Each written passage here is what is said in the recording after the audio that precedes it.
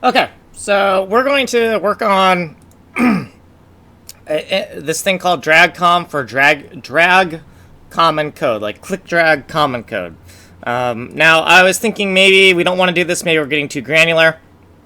But a lot of times when you have a high level idea of a piece of code you need, it can sometimes proliferate into more code than you think it's going to be. So, you know, knowing ahead of time whether it's a good idea,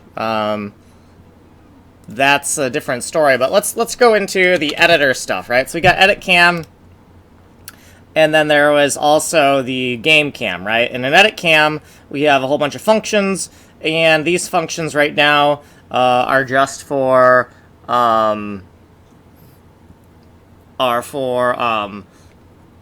the camera zoom, making that snap kind of happen better, right? So what I'm thinking is, well, actually,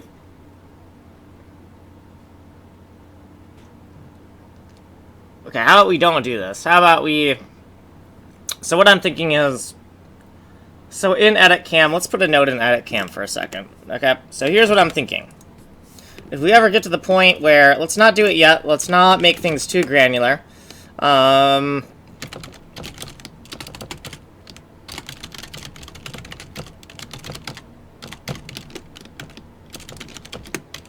Okay, so for future, if things get too granular, then we're just going to say in here, we're just going to say,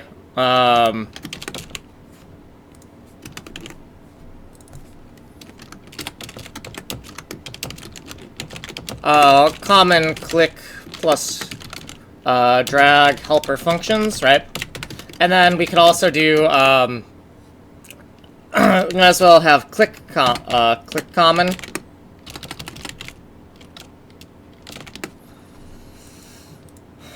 How about click on? Common click code, right? Type it right that way, so the K and the K is shared between click and common, right? KOM, right? I mean, that's kind of weird, but we gotta stick to 7 letters and just say common. Or actually, no, we don't want that. DRAGCOM, not click common. We want zoom common, right? Zoom common. Common zoom helper functions, right? So if we need some common code, 3, let's not do this one. Okay, so we might want something like this, and let's for now, I don't think there's enough code in here where I think we should worry about that. But maybe we want to... Oh, sorry, you can't even see this. So let's go over here for a second. And let me get my chat window open so I can see... so let's open up Torch for a second. And let's go look at that and see if... right, if somebody is saying hi, I want to be able to see this. So let's go Twitch dashboard. And I believe if I'm just going into my Twitch dashboard, like, I'm not going to be able to see the entire chat. If somebody... I doubt that somebody is watching right away, because that usually never happens.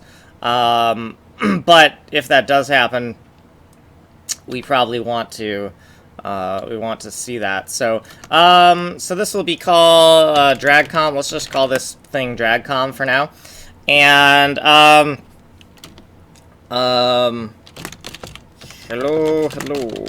So I don't think anyone's here yet. Okay, boy, I have a lot of whispers, so let me go check that for a second, see who the heck is whispering to me. Am I just carrying on some conversations? People are crazy, something. Oh yeah.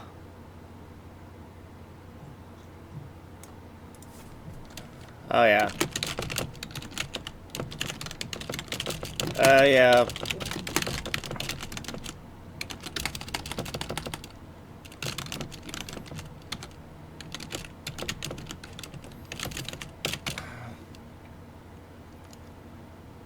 Yeah,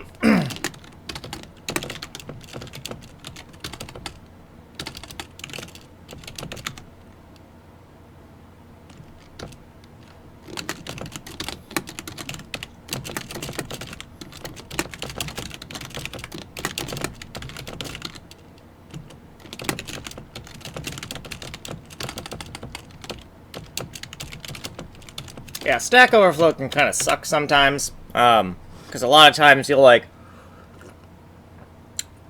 Stack Overflow can be pretty punishing. Like, I have a pretty good Stack Overflow credibility, but oh boy, do I get like downvoted a lot. Like a lot of times you can put a good answer to something and get immediately downvoted, and sometimes that might be because people are strategizing, like they want to get upvotes for their stuff, so they'll strategize by downvoting other votes to keep their votes up.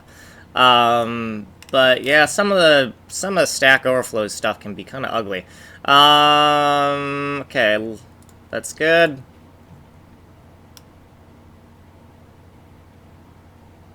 Okay, anyways, whispers look good. Okay, so what we're gonna do is we're going to assume that let's just make stubs here.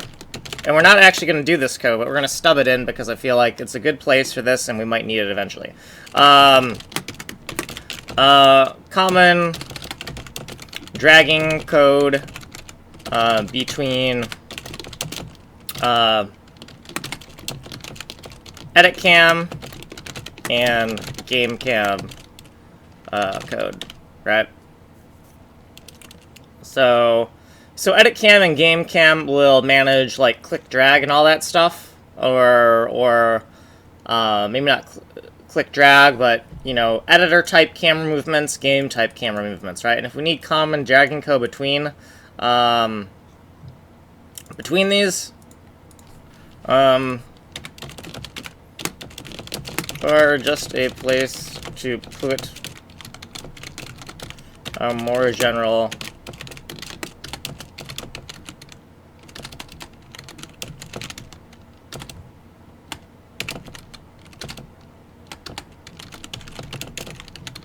so something like this for DRAGCOM, right? Let's call this DRAGCOM.d, and we'll just duplicate it. All right, we'll make a F version of this as well. Right, and we also make a note of like when we added this, right? So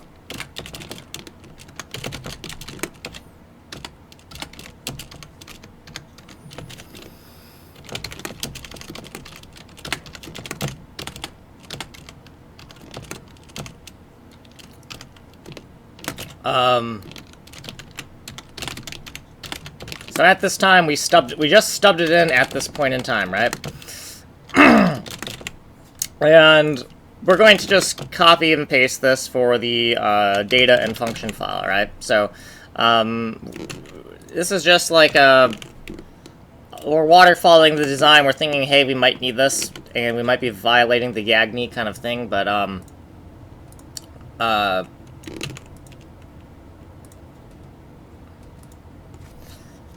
yeah, so dragcom.d, save, nope, cancel, Control A, that's already saved. Then I'm going to save this as dragcom.f, and since this is the F file, we stubbed this one in at more like 9 minutes, and let's say, I don't know, how about 9 minutes and 9 seconds? How about that, right? So this is just common dragging code. We're not actually going to put anything here. Put stuff here if one edit cam gets too big, or two game cam gets too big, or in drag common and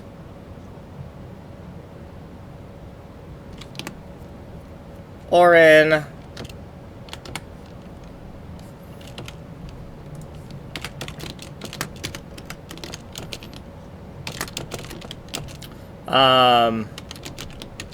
drag common,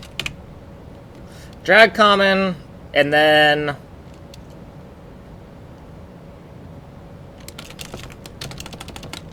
zoom common,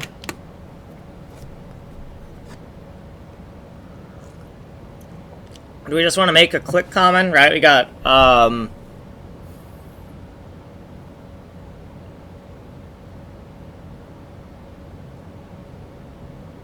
I do like the name.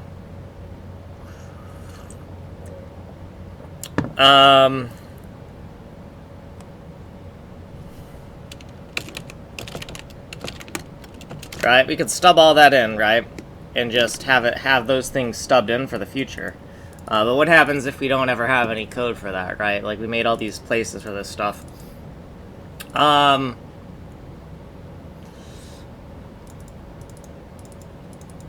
at the worst case, we can make this kind of code that kind of redirects us to other places, right?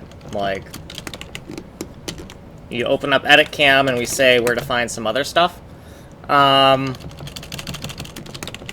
Or you open up DRAGCOM and you can find where to find some other stuff. I don't know, maybe. So, let's just steal this and put this here. And yeah, let's just do DRAGCOM, click common, and zoom common. So right now we have zoom code, so let's do zoom, drag, and then click. Or do we want to have zoom, click, and drag? Click code, drag code.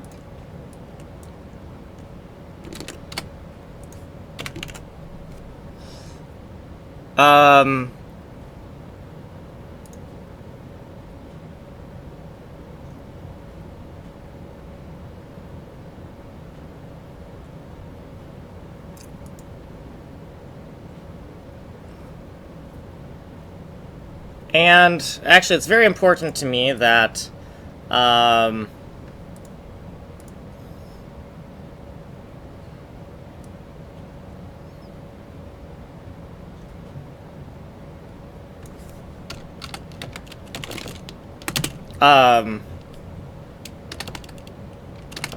this should be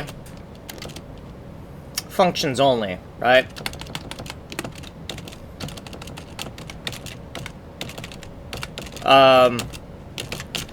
Common function, only, no data should be stored.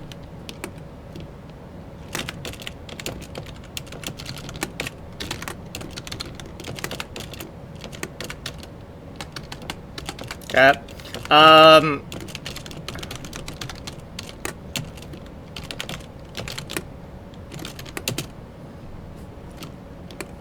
So for data, we want something like mouse box or mouse temp, right?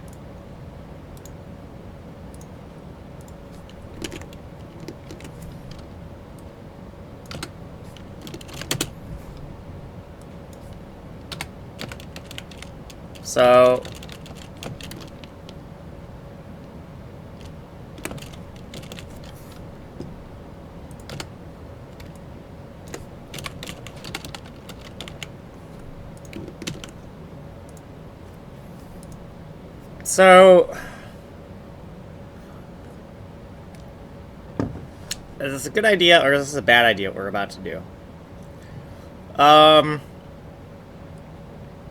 Having a place for this kind of stuff, I think, is nice.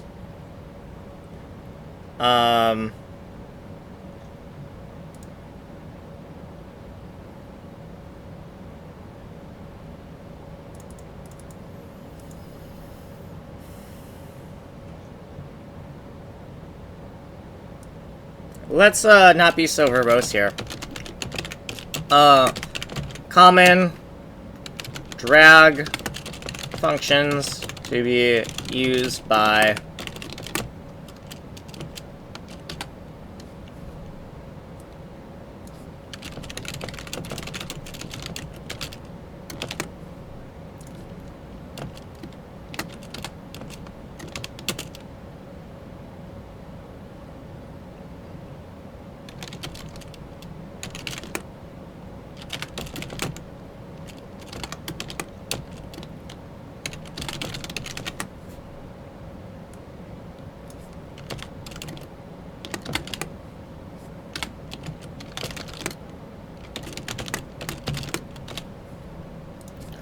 Common drag functions for either and or, right?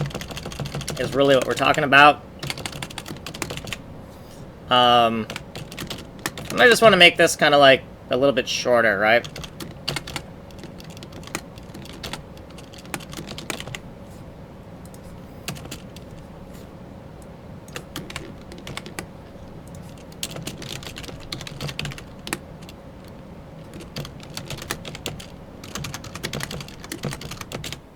Right, so stubbed in date.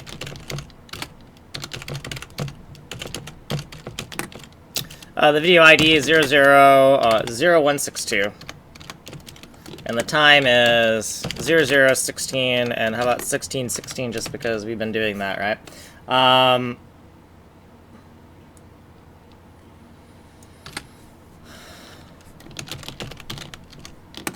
There we go. Something like that, so we can keep track of exactly when we decided to make these notes, right?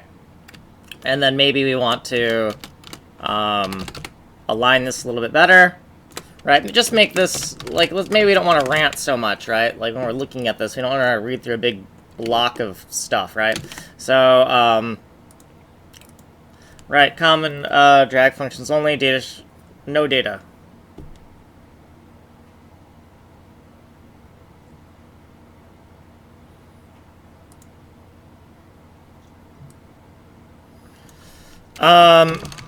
Functions only.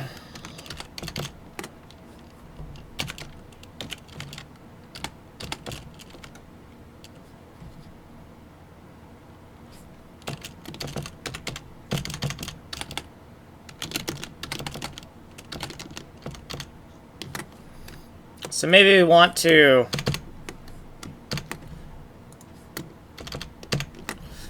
center that a bit. I don't know. Right. Now, yeah, functions only, no data, right? Just make a note of that. Right. Okay, cool. And so let's do the same thing. Let's new, and let's do common drag functions. So we're going to take this and steal this and say zoomcom dot data, or dot functions, right? And then let's take the data file, copy that, paste that, and we're going to call this zoomcom.f.functions. Oh, did I screw this up? .d for data, sorry. Functions only, no data. Okay. And then we also want to do something for click, but is there really anything for common clicks? I don't think there is anything for common clicking logic. I can't really foresee a reason why we would need common clicking functions, but maybe we just want to put that in there and say,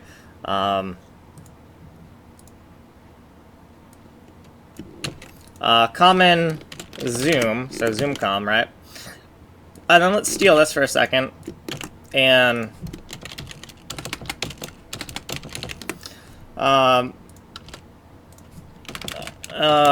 I can't see a reason we would ever need this. Need common helper functions for clicking code. Oh, but if we need such a thing, we can put it here. So I actually don't foresee a need for something like this. But if we need something like this, we'll put it here, right? So the idea is I'm kind of like stubbing out things that I may never need, which is kind of like a dangerous, bad practice, right? Because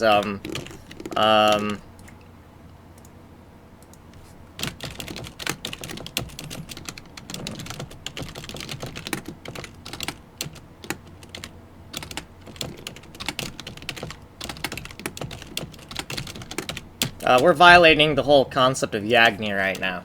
Alright, we're doing this waterfall, kind of like, I have this hunch that I might need this kind of thing.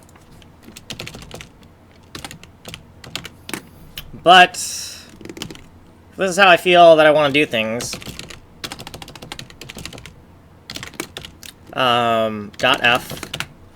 And then over here, the data file, right? So let's take this data file. And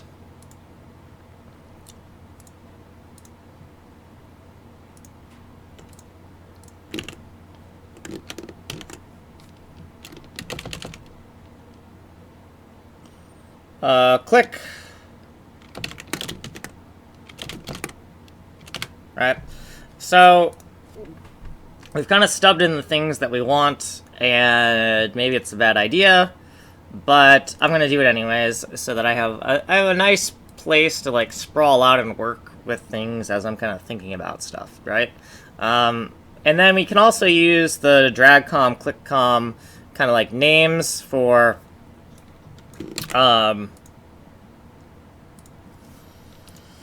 let's go into our hashtag documentation, say, so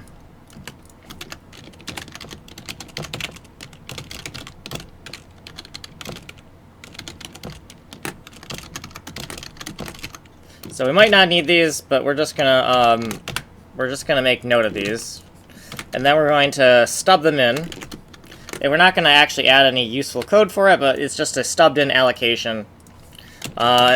Zoom common helper functions for, right, drag common helper functions,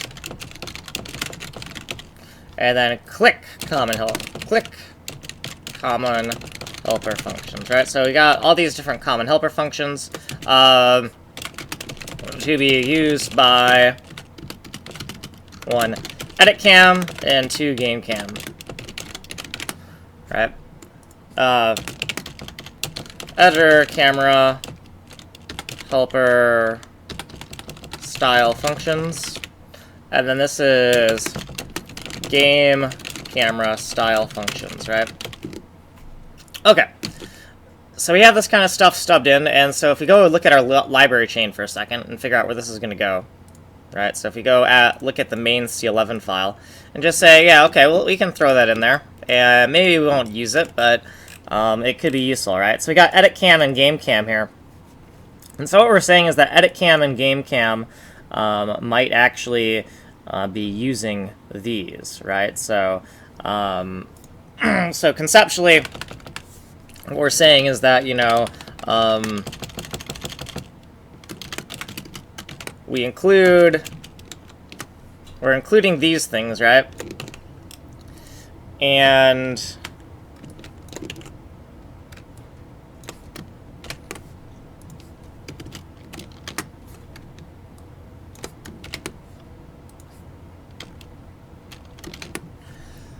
now, I know usually when I make a little chart, I make one thing point down to another thing, but if we want to think about in the terms of how the references are going, right, this kind of code is conceptually above in the hierarchy, right? And so a lot of times when I make a diagram, I'm going to say that, you know, this code up here is pointing at this code, but maybe it makes sense to make the arrows kind of go backwards, which is kind of weird. But because really this code down there is pointing up towards this code, right? Not the other way around. This code can reference this code, not the other way around. So we include this first, that's why it's at the top, but the arrows go backwards because it's referencing, this code here is referencing that code. Like, conceptually, that's what we're doing, right? So we have this kind of graph where the order in here doesn't matter and the order in here doesn't matter, right?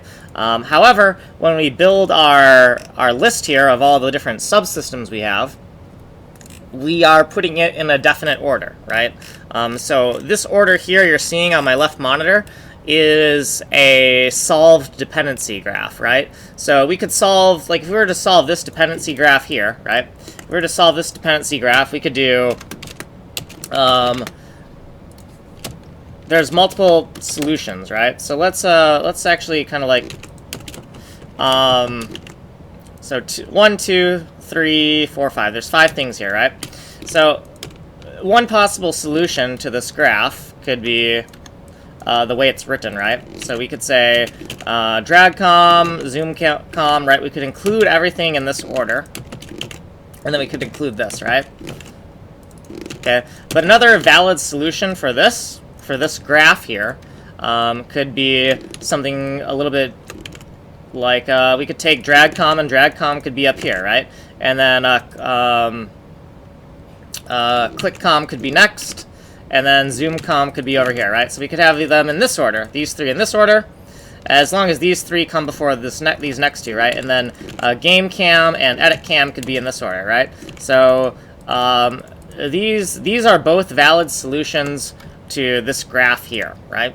So so when we're looking at this on my left screen here, it is a solved dependency graph, is what we're seeing on this side, right? I've decided the exact order in which all of the different subsystems or the sub-libraries in my code base are going to be included. So, so let's just say at vid iid 0026 42 libchan order is one of many possible dependency graph solutions. Right, there's many possible solutions we could have here. That's just one of the possible ones. And this video ID isn't correct because we actually have to put the ID of the video and then the timestamp. There we go. That's better. So actually, it's 2718. Let's just do 27 and 23. Okay, so right here, I'm just saying that the library chain order could be something like this, or it could be something like this, as long as all of these are in any order, and they come all before any of these, and any of these can be in any order. And these must be included before these, and these that are included after these are back-referencing these. So we want these on the top, but then we want the arrows to be pointing backwards because that's how the order of things are being referenced. So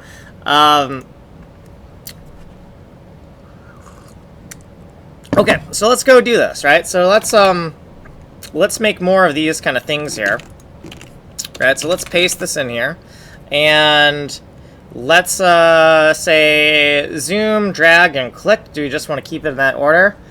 Zoom common, drag common, and click common. Sure, why not, right? So take this. We're going to paste that there, and then we're going to say common funcs zoom, right? And then common funcs. And the reason I want to call it common funcs in the comments is because I mean, we could call it zoom fun, zoom whatever, to make that less less of a thing. Drag, and then this is common funcs.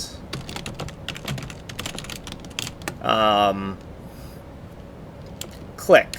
Alright, so these are common functions. We'll change these numbers pretty soon once we get to that. But also, we might want to make a note here. Zoom, drag, click, Control F help. 2020, 2021, 0301. I'm just going to make a note here. Because I could see myself looking through the code for something named similarly, but not exactly what I'm looking for. Like I could foresee myself looking for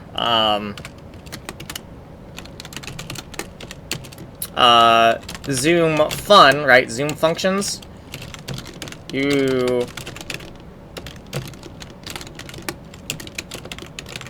Right? So I could see myself looking for something like this, right? Zoom and drag. And then click, maybe click fun, and you want click common.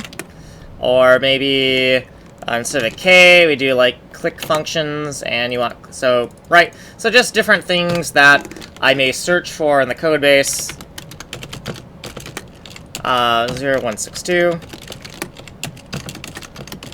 42. Things that don't exist, and what I was probably looking for. Make the code base easy to search, look, to search around / look around, because we will inevitably forget what is all in this massive code base. Okay, so we have to remember that we are human, and we are going to forget what we're doing, right? So we want to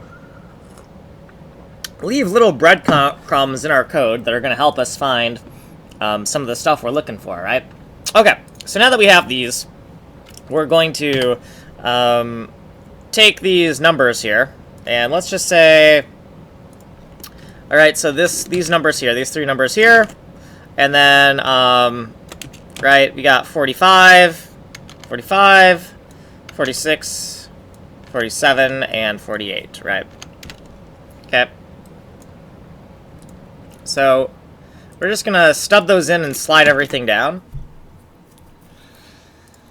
So let's go look into the library, and let's look at F macros first. F macros top and bottom. And then also we need to look at, we might as well just open up everything up, right? So libchan, top and bottom. And then also we want to look at the main function file. So open up the function file. So in lib, in main, we have this main function file right here, where everything is kind of being thrown together. So the first thing we want to do is, in our init, we're not going to have any initialization logic for these because they're going to be like data only, or not data only, but functions only. And then functions only has no data that needs to be initialized, so in the functions section we don't need any initialization function. So this comes after tau sync, right? So if we look at tau sync, we know that's 41, right? So we can just go 1, 2, 3, 4. We can duplicate that 4 times. Actually, we should have only duplicated that 3 times. My bad. So let's get rid of one of these. Okay, right? So we got tau sync, then we have those 3 things, and then we have edit cam, right? Okay. So now that we know that, we just want to take these and move them up. Okay, so 1, 2, 3, 4. And 45, 46, 47, and 48. Okay, 48 systems. So these undefs are thrown in there now. They're all init none functions, that's fine. Then we're going to go into F macros top, which is going to be a little bit more tricky. And we're going to go find the init none function for that. So here's our init none section, and we're going to edit this list. So edit cam and game cam are right here. So I know that I need to insert these 3 systems here. In my, right, when I want to auto-generate the code, I'm going to use it like this. And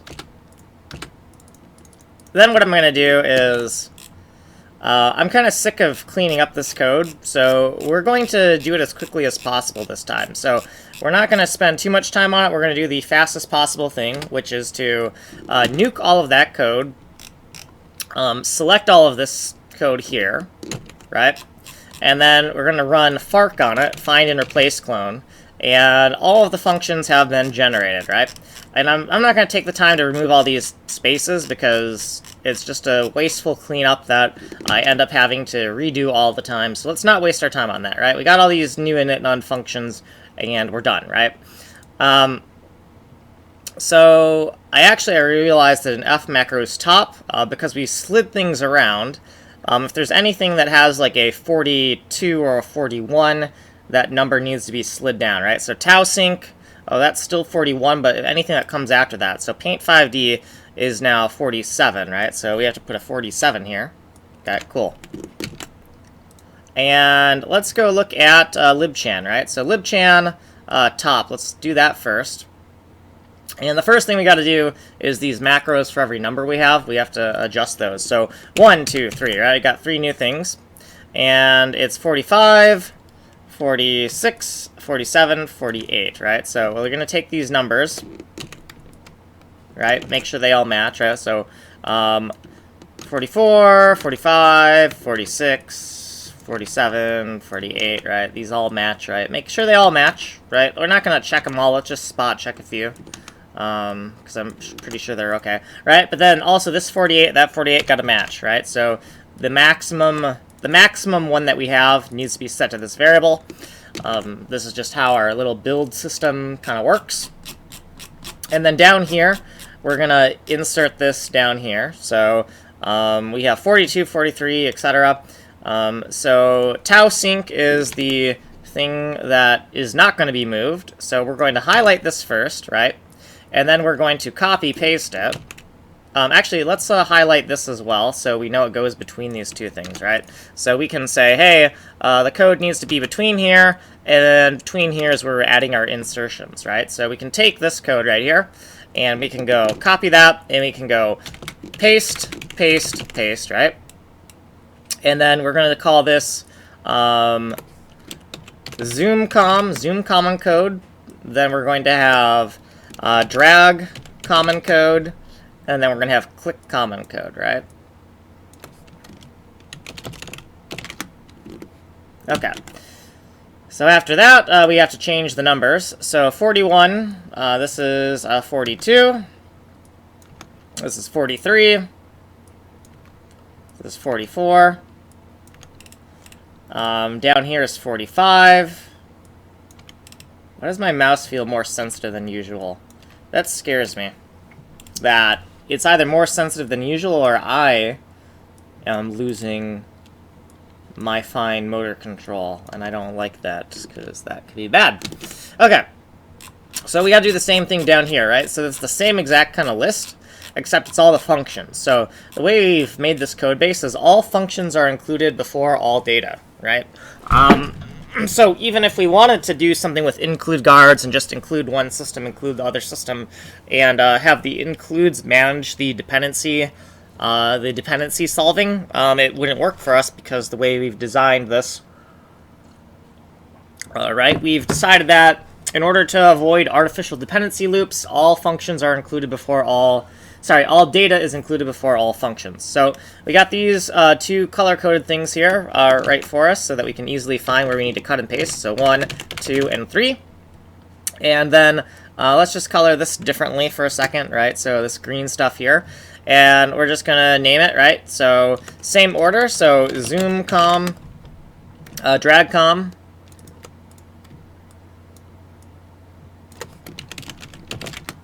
And the last thing is click common, right? And then change the numbers. So this is 42, zoom common, 43, drag common, 44, click common, 44 is, 45. Oh wait, hold on. 45, is that edit cam? Yeah, okay, 45. Then 46. Game camera, and then 47, 48.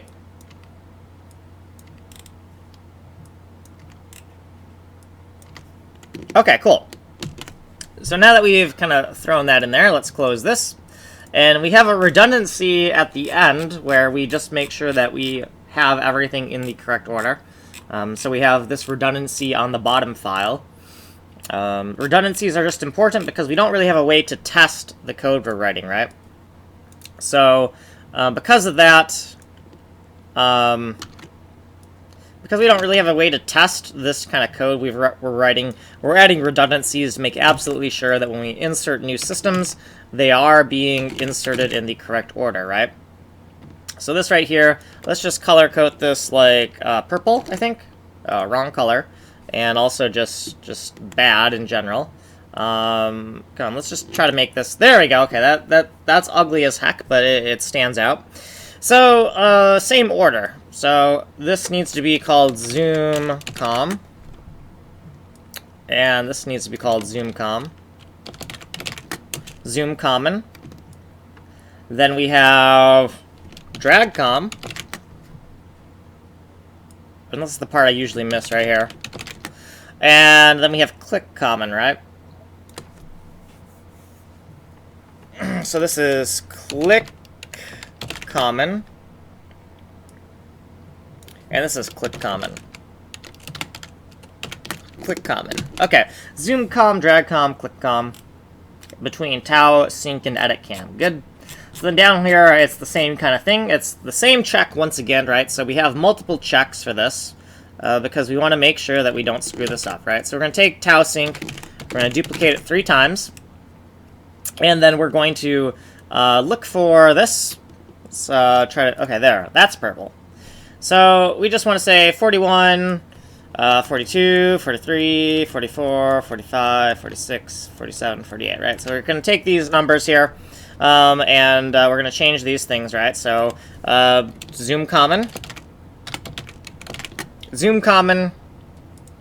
and this is going to be drag common, and this is going to be click common, right? And these are functions. Okay. So now that that's in there, zoom, drag, and click common code. We got to go down here and make sure that we also have 1, 2, 3. We want to undef these as well. So we can just steal these right here, right? Copy these. Go in the middle right here. Go paste that. And then we can just change these numbers again, right? 42, 43, 44, 45, 46, 47, 48. Very, very painstaking, this, but... that's like, you know, if we want something, we have a little resistance. There is some resistance when we want to add a new system into here, right? So, I have to want it bad enoughly to go through all that kind of work, right? So it's kind of to prevent me from making too many of these systems, right? We already have a whole bunch of systems. We don't want them to proliferate too much unless we think we have a good reason for why that needs to be. So, with that, the next thing you want to do is try to get this to compile again, right? Because we kind of like, actually no, one more thing, right? So in here, right, we have this one file open. Why is it open? It's because, edit cam, tau sync and edit cam. Let's go back in here. So tau sync and edit cam, between those two things is where we want to put more stuff. So let's go duplicate this, go Control D 3 times. Let's steal these from over here. And then insert them here, right? So they're all init none functions, so these are good here. And then we're going to call this, you know, 42, 43, 44, 45, 46, 47, 48, right? So 48 for P51 OGL, and DRAGCOM, is that 43? Yeah, that's 43. Okay, all those numbers make sense. This is the Control F help. Do not extract Control F help, just for us to find our way around the code base, because there's a lot of indirection here with these F macros, and that can make the code hard to figure out where things are coming from. So we kind of like patched up with some comments. Okay, duplicate that 3 times, and then we're going to copy this stuff. We're going to insert this, right?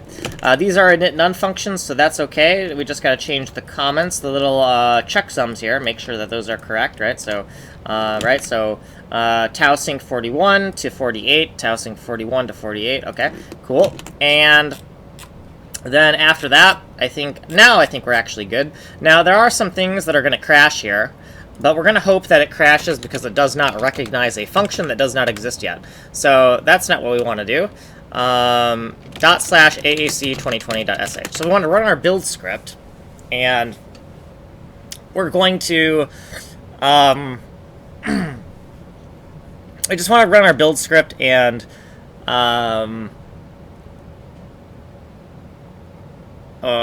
unused variable. Okay, that's not what I was expecting at all. Like, what the heck? Error, variable mau, set but not used.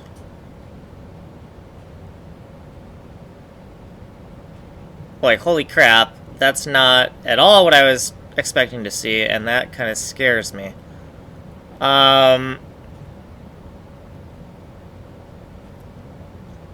Really? Boy. Main.f, 85. Let's go look in there and see what's going on. But that is not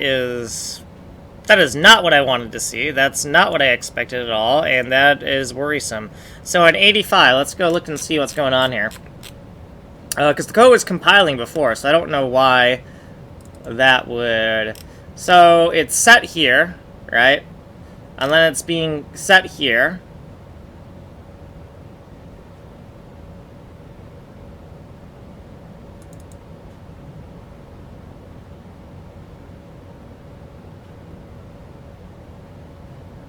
So this says include... Oh, okay. Wait. I see. Because we have... we forgot one thing here. And it is...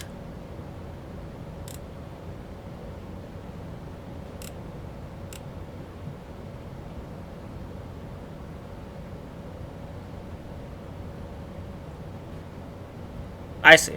Yes. I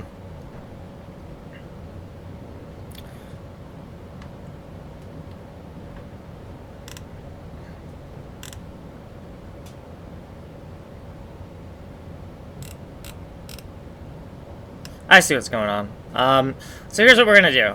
First of all, the problem is that we're not compiling up to 48 anymore. But the library chain needs to be designed in a way where even if we don't run all the way up to here, so we're just going to say this. We're going to say, you know, if...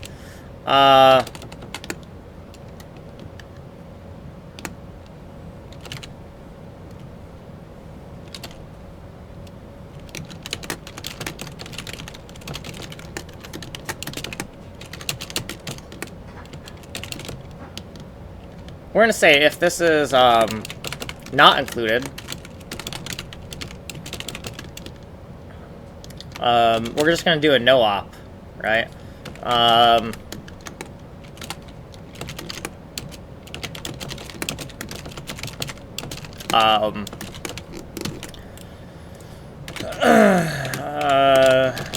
No system exists that uses our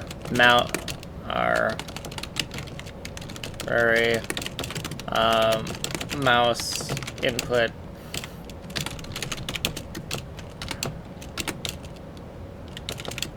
right.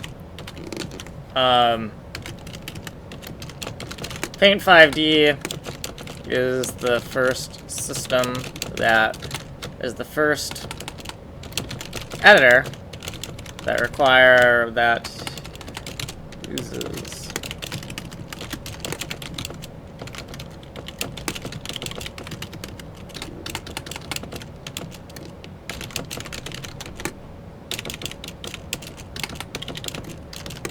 right. So if this is not included, then we have no system that actually uses this, right? So we're going to do a no-op here.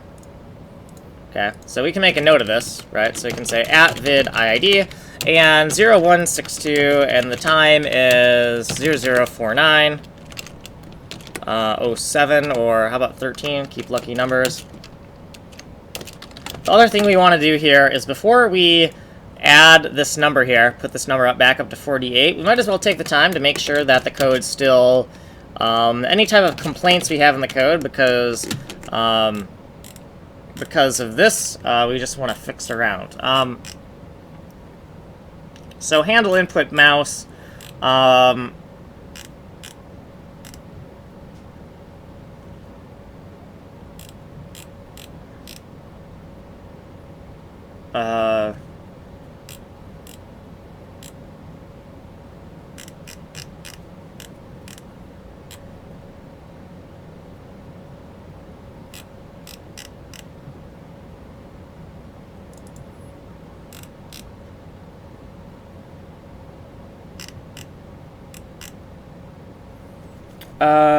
this mouse temp thing.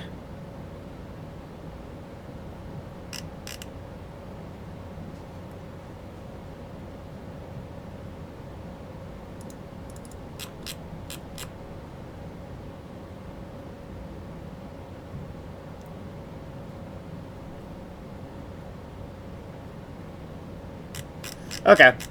So we're gonna do a thing here. We're gonna reorganize this a bit.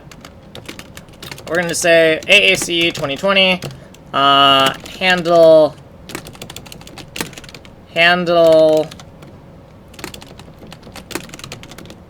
input mouse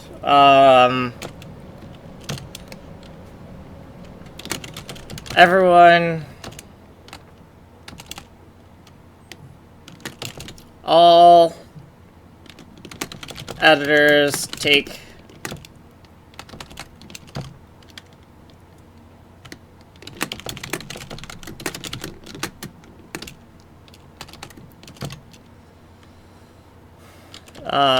editor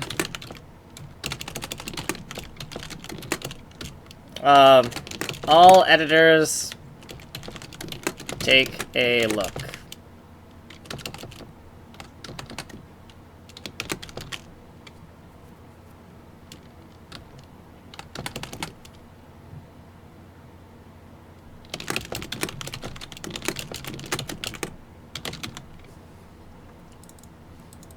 All editors look at mouse.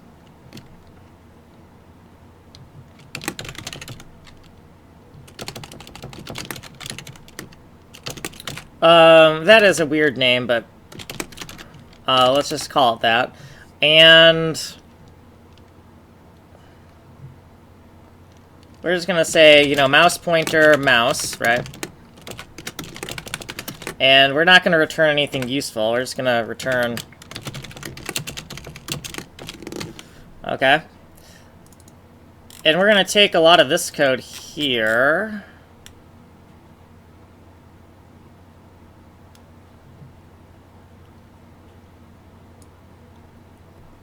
We're going to take this code here, and we're going to say, blah, blah, blah. That function needs to go there, right? So in here, we're just going to put this here, right? And now we have a little bit more room to write stuff, so that's nice.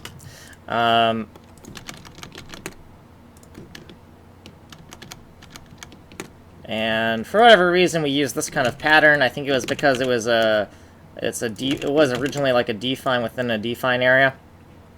But yeah, so this this mouse object is now already a pointer. So we'll just call this Mau, right? This no-op might not be quite correct because now we might actually have to look at it. So so let's say not equal to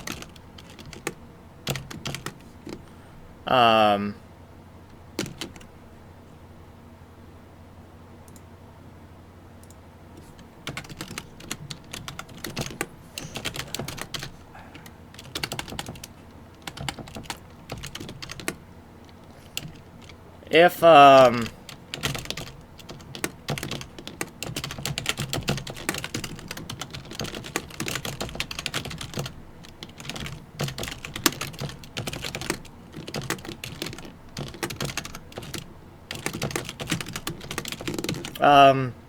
so we got this no-op here. This can also function as a no-op as well. And what do we want to do? What else do we want to do here? So this thing here, right? So this is what we're using here. And we decided that we're going to put it in here, right? So this function is a little bit too long for the scope that it is within.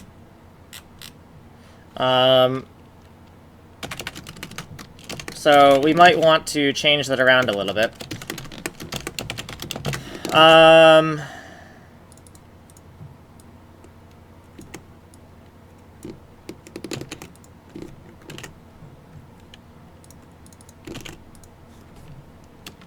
How about editors take turns looking?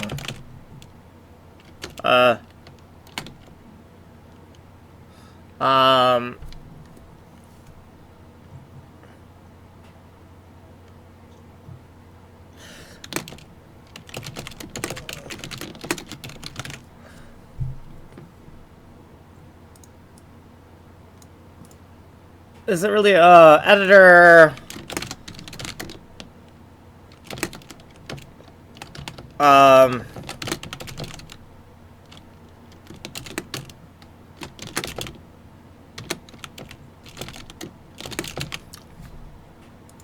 it is kind of like a message pattern, but let's not name it that.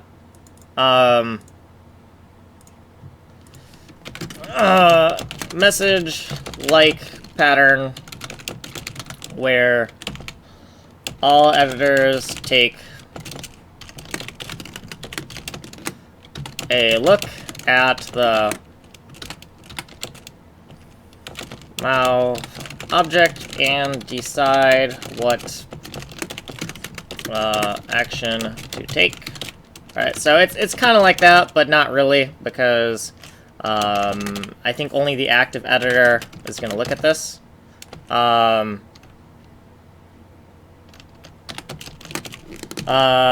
Yes, this is wrong. So, only active editor will look. Right? So, change that again, right? I keep on changing my mind here.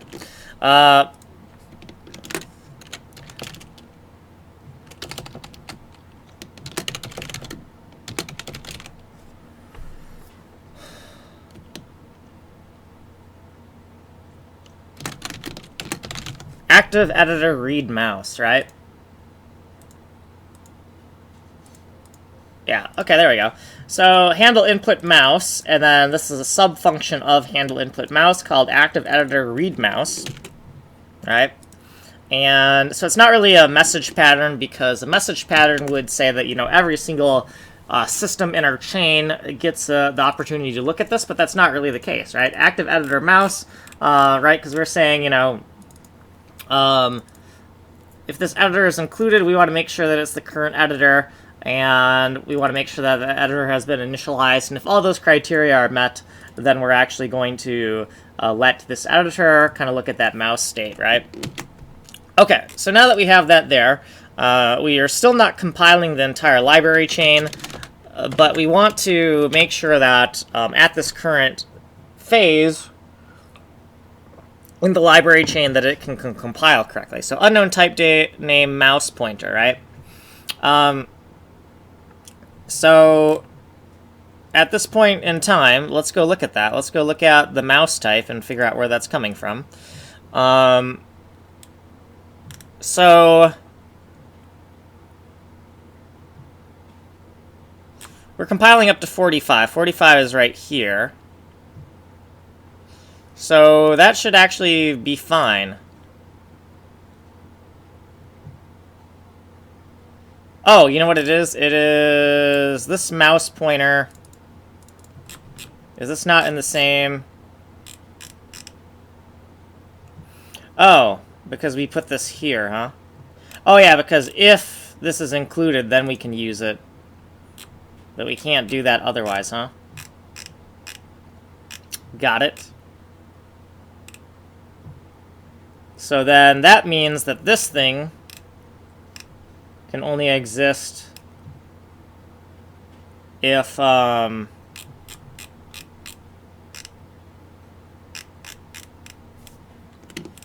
that's going to be weird. Well, what we could do is we could do it as,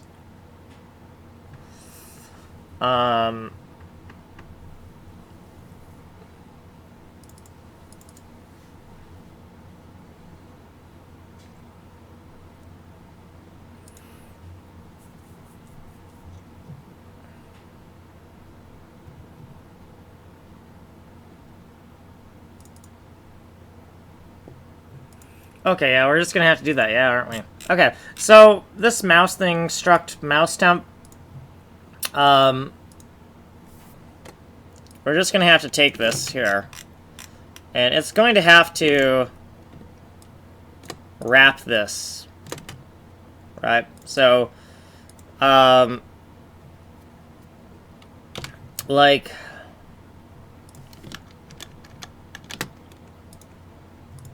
yeah, that is kind of weird, but it is necessary.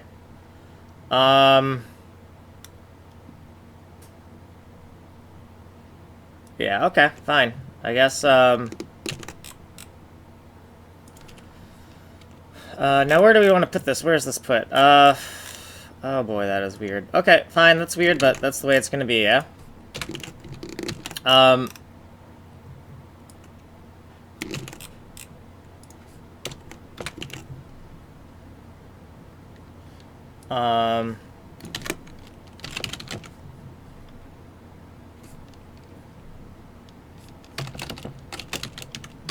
So this end if, right, this if and end if, that means that these defines have to go in between here.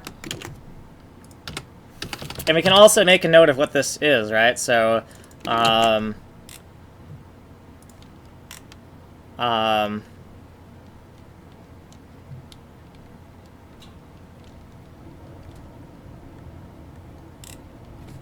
we could do this.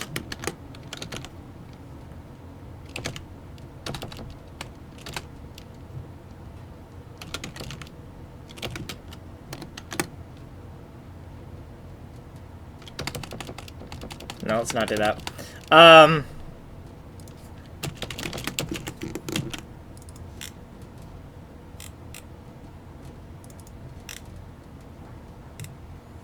Okay, so that indentation level that we thought we were going to have, we don't get that.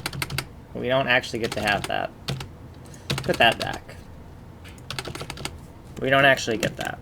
We actually got to keep it like that.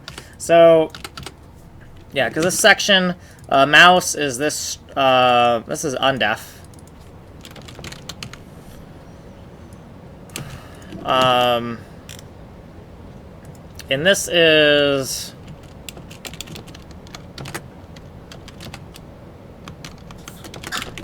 We're going to do the checksums a little bit different because... we're going to do these checksums just a little bit different because of the fact that,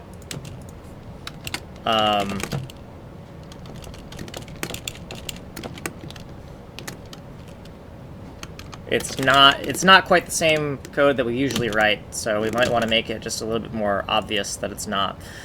So this function here, right?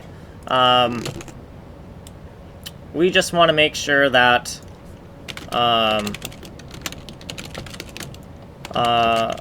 function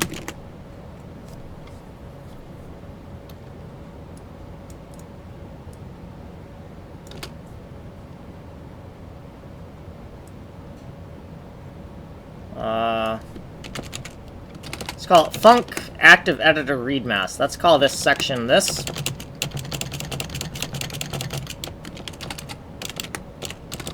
Right? And I know this is kind of ugly, but it's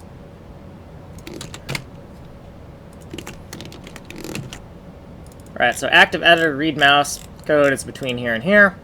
Okay, good. Let's give that another run, right? So it's imperative that this code can compile at any library chain order. Implicit function error. So error is not a function within this section. Now, we were hoping to, within here, create a new macro for errors. So let's try not to do too many macros, like, nested this deeply. But let's just say, define ERR as AAC 2020 AAC main halt, right? So this is kind of like a new function that we kind of like added recently. It may not even exist, but we'll put it where it belongs if that's the case, right? So err, main entry point input handler. And so this input handler code at the very bottom, we're going to duplicate this. We're going to call this ERR for error, and 1, 2, 3, and 4. And then we're going to go into AAC main. So AAC main.functions, which we added recently. We have a halt function, which is AAC main halt. That's good. And so if we look at error and we go backwards, we can see AAC main halt. Excellent. Okay, so let's give that a run, right? So a lot of the code we're currently writing is just making things a little bit more robust. Note an expansion of f macros zoom.com init none, and it's just saying that that function does not exist, right? Implicit declaration of function, yeah. So we have to go into some of our code, right? So for zoom-com functions, okay, zoom-com, and then we also have to go open up DRAGCOM functions, right? And we also have to open up zoom-com, DRAGCOM, and click-com, right? Click-com, right? And all of these don't really have anything yet. Now we can just paste the boilerplate in here. So paste AAC 2020 boilerplate, right? Something like that. Use NSSBP paste. Put the year or the time. Year, date, 2021-03-01, right? So this shortcut was very close to what we wanted. So we're going to put that in our notes so that next time we try to use this, we will have that, right? So, okay. So NSSBP paste. Okay, and this is our boilerplate for sublibrary boilerplate, right? You got a halt function, cancel. We got a halt function, we have a log function, and we have an init function, right? So all these things are the kind of things we need, and we're just going to stub these in, right? So there are no there's no common functions yet, but we at least have this boilerplate section for stuff in case we decide to add this later, right? So let's just say zoom comment halt, and then right here we're going to say zoom com here. Right, so this is a lot of work to add another system, and that's why we want to be very careful about what we think we're going to add, because look at the amount of work it is just to get this in here, right?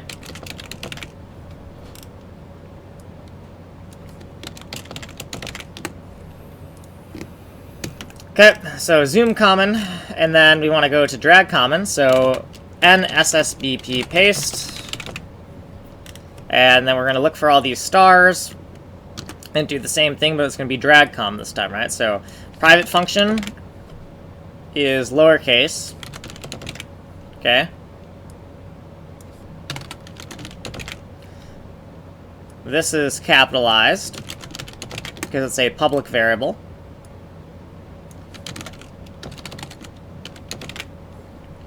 And then this right here is uppercase because it's a public function.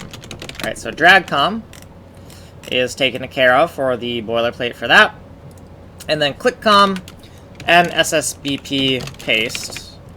Okay, and then in here, same deal, ClickCommon, right? So we're going to say, hey, this is ClickCommon.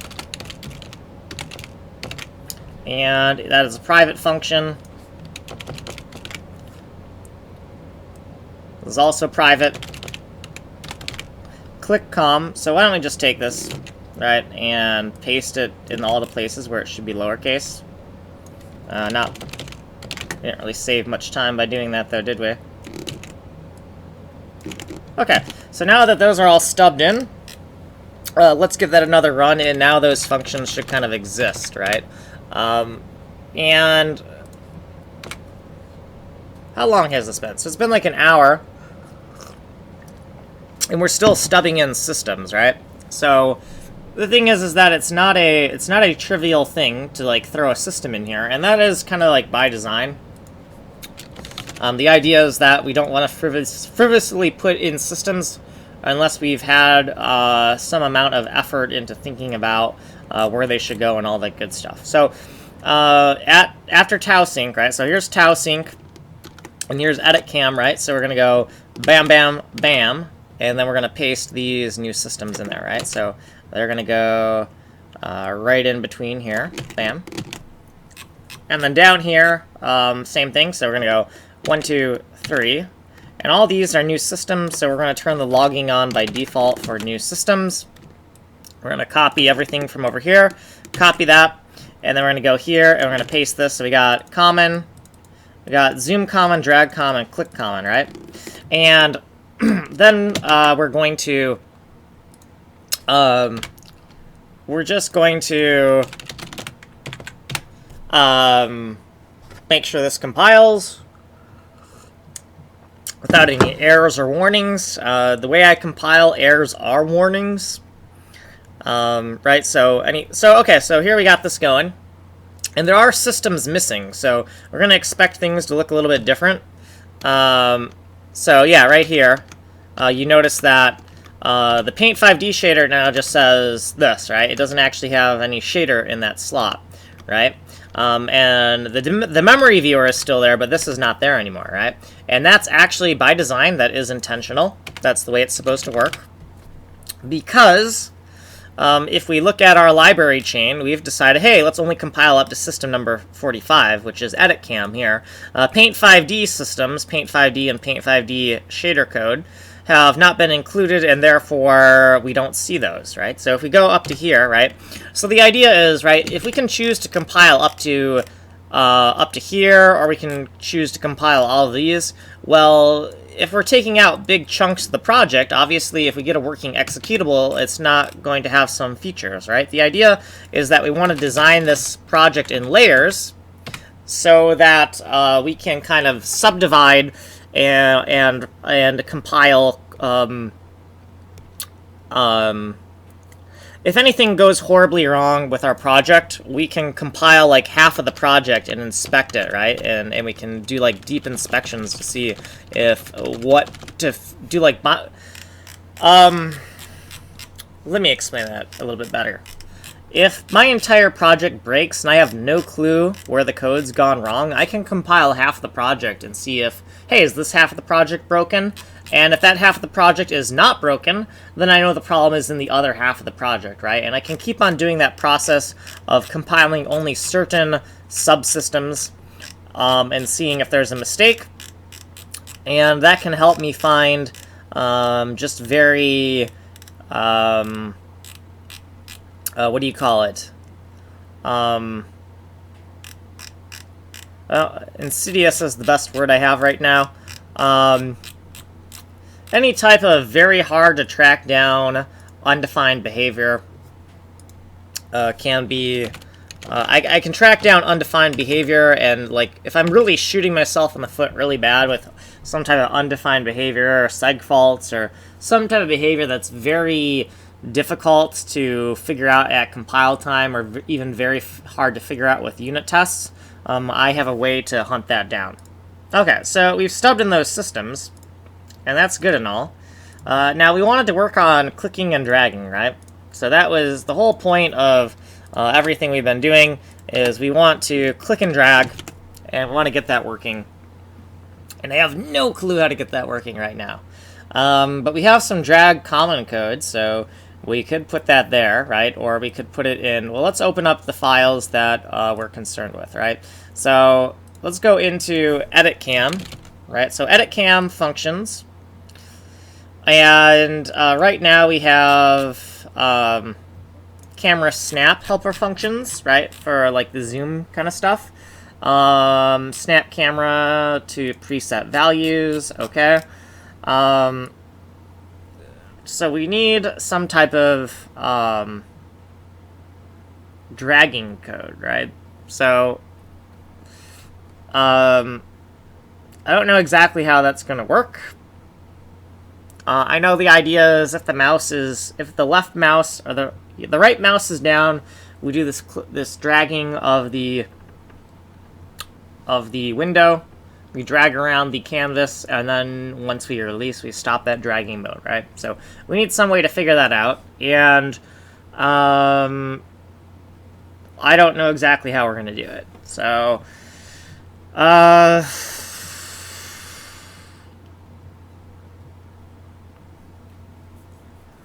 so let's think about in this function file, right?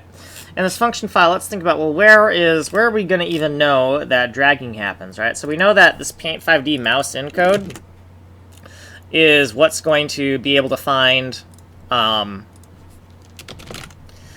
thing is going to be able to know about if we're clicking or dragging or not, right? So let's go look at that for a second. So this, oh, this is the data file, wrong file. So in PAINT5D functions, right? So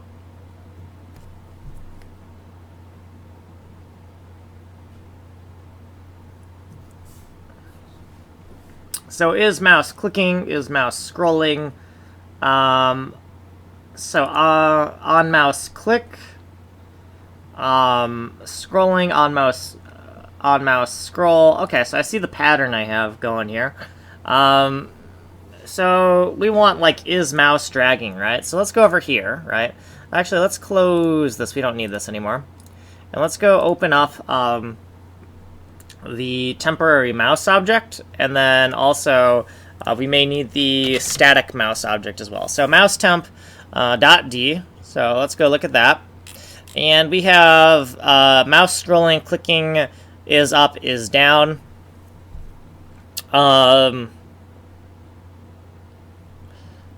And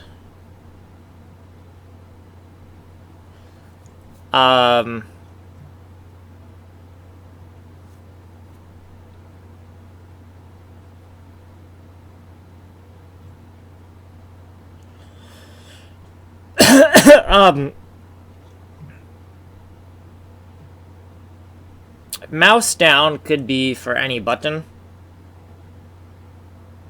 So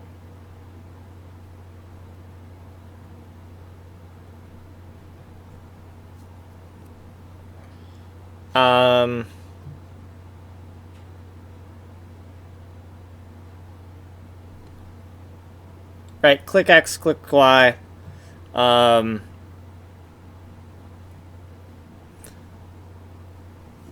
Like, should we have one for the left click, right? Should we have, like, an object for this mouse input? No, we don't want to divide that too much. But is mouse down, is mouse up could be for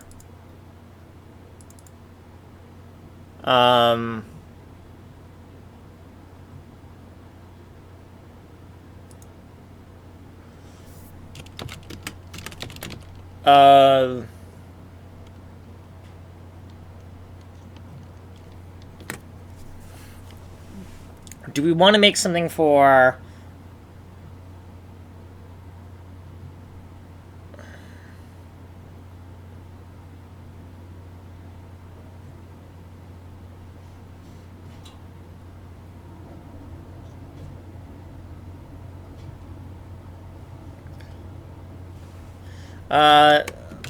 secondary mouse button vars? Okay, we're gonna make secondary mouse button vars. Right click and left click I don't like. And it's like, also maybe in the future we have like even more mouse clicks than just secondary, primary and secondary, right? So AK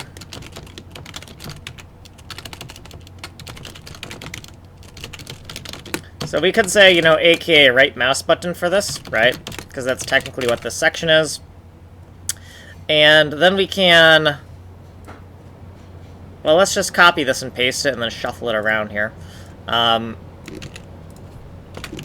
So this stuff here, aka right mouse button, let's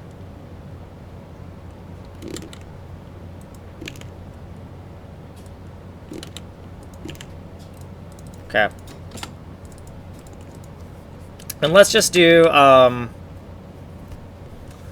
going to do a, I know I did all this stuff as U32, which was kind of stupid, because it's like we don't need all those flags. So why don't we just hackishly make it int 08 for some of this stuff, so we can't accidentally mix them together anyways, right? So, we're going to say is,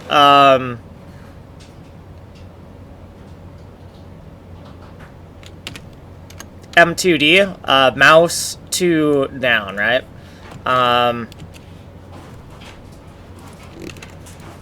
So, for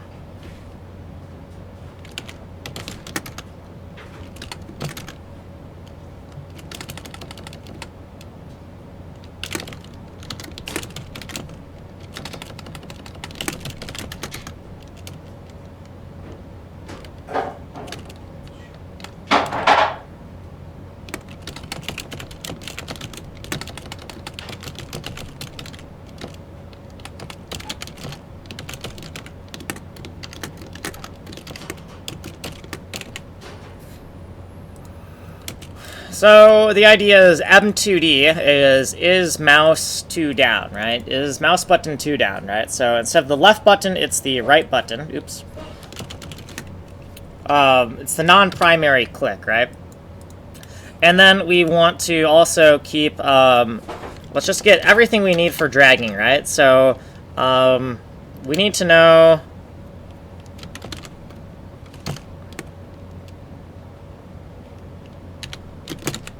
down X, and this has to be a, just make it an int32, just to make this, I know this is kind of hackish, but just to make sure we don't accidentally mix them up. Okay. Okay. Down, and then we want the down position, but we also want the,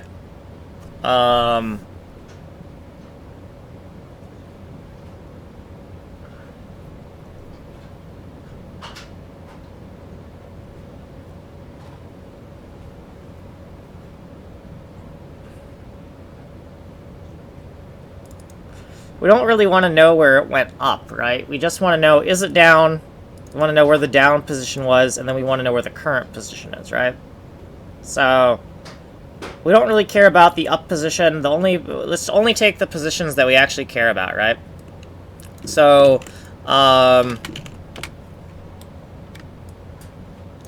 so pix, and this is M, right? It's the same naming convention, but we just put a 2 in the middle, right? So M2X, Dow D2X, right? Because the down position, right? So when we're looking at this, right? So this is, this right here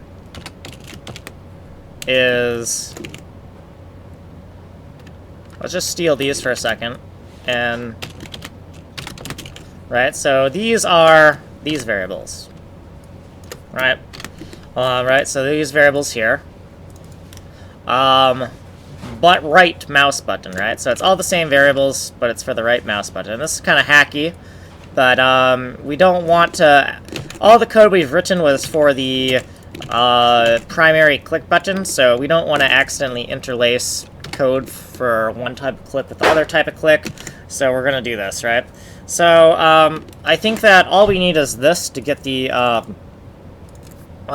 so at vid IID 0162, the time is 1 hour 23 minutes, and let's just say 50 seconds, and just enough variables to click plus drag to pan the canvas using non-primary mouse button. And non-primary mouse button, mouse button 2 slash mouse button 2 slash right click, right?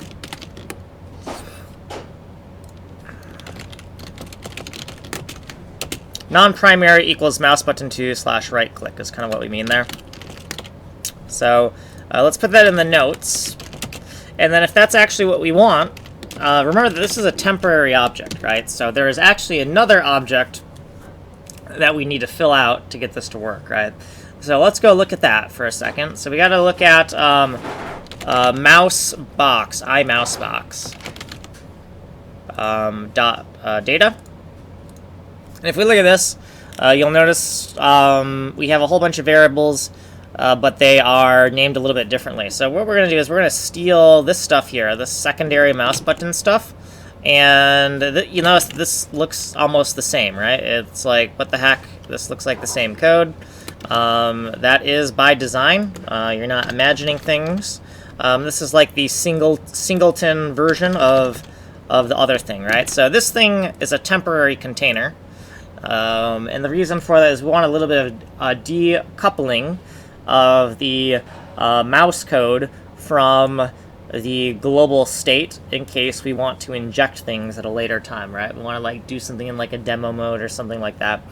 So this right here, These variables, we'll keep them as, int32 and io8, that's fine. However, they're not called this anymore, right? They are given a different namespace. So this namespace here is what we're going to put in front of them. And instead of calling it pix whatever, right, it's going to be m2x, right? It's going to be called m2x, right?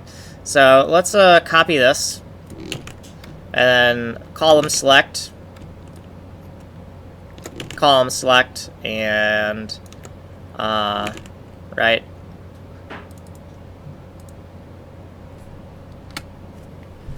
Right.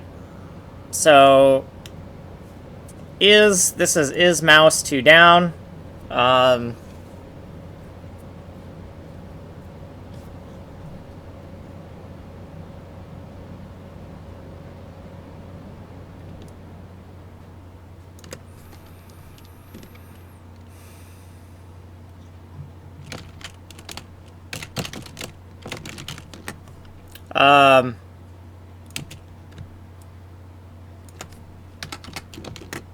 Right. It is, let's just try to make room for this, right? So it is these variables over here are just these variables, but the non-primary versions, right? So if we're going to keep this naming convention here, because right now if we click these, we don't see the connections here. So let's just say, put this here like that. Right? So that now when we look at this, we can highlight these and we can see the mx, my, right? So mouse x, mouse y.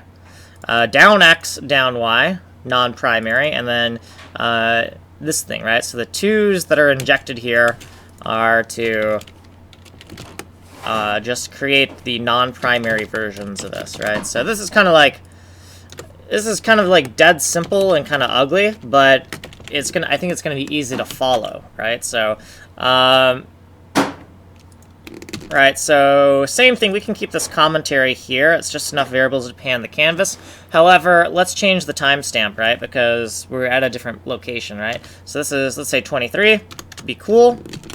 Right, so right here, this is just enough variables to pan the canvas. All of these variable names here are named after the respective variables that do not have a number in the middle.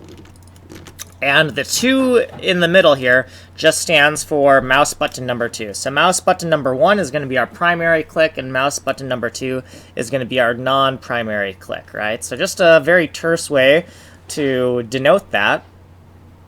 And that looks good to me. So that's there. The next thing is these values have to be filled out somewhere, right? So in our GINAMOU, let's go into GINAMOU, because that is where we fill out these values. So in GINAMOU functions, and if we look for, I don't know, mouse down maybe. Okay, so here's mouse down. Is mouse currently down? Something, something, mouse move. So we got left button down here, right? So left, right, left button down, left button up.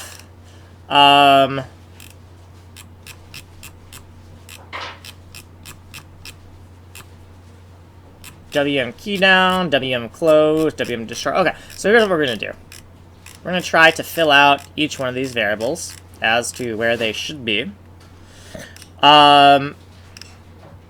So right here, we're going to just start filling stuff out, right? So case, some type of case, right?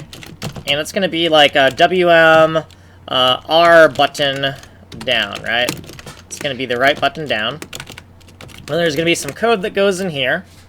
And then we're going to break. Okay, and since this spans more than one line, we should actually have double semicolons here. And then we're going to copy this, because we want button down and then we want button up, right? So WM R button up, right? And we can also make a section here, right? So we could say right mouse up or down. So this section right here, we can just say, hey, this section right here is the right mouse up or down. And while we're at it, we have the left mouse up or down, so why not do that as well, right? So this is left mouse up or down, right? So this section of code right here is the left mouse up or down, so why don't we make that a little section here? So here's the button down, here's the button up, right? So let's just throw that in there, so that way we don't lose track of because this case statement is getting kind of big, right? Okay, so within here is where we want to put this code. Now I don't know actually what these constants need to be, so we're gonna have to go find them. And I also want to make some variables for this, right? So I know we need WMR button down, and we need WMR button up, right? I'm assuming those are what they are. So let's go open up. Let's go open this up and actually look for that, right? So WM not this WMR button down, something like that, right? And we can see, oh, here's this button message, and here's the value and whatnot. So what we're going to do here is we're going to steal this. We're going to steal this thing here. And we're going to go over here, and we're going to do some more ugly things that we shouldn't be doing, but we're going to do them. So this thing is that, right? So this is that, right? And then the button up, right? So WMR button up, there should be a R button up thing as well. R button up, here's the value for it. So let's go back into our shortcuts here, and let's denote that as well, right? So we have the values for this, right? So the next thing we want to do is we want to, let's make a little section here, because we're about to throw some stuff in here. Right, so this is button code, so let's just say B is for button, right?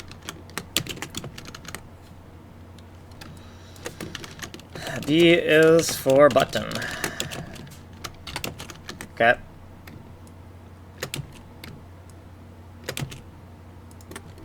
Okay, and so if we type something like this, then we want to resolve it with something like this, but then we want a little comment as to what the exact value is, right? And then if we have something like this in our shortcuts, we want to resolve that with what the value is there, right? So we can see this value here is the button up, right? So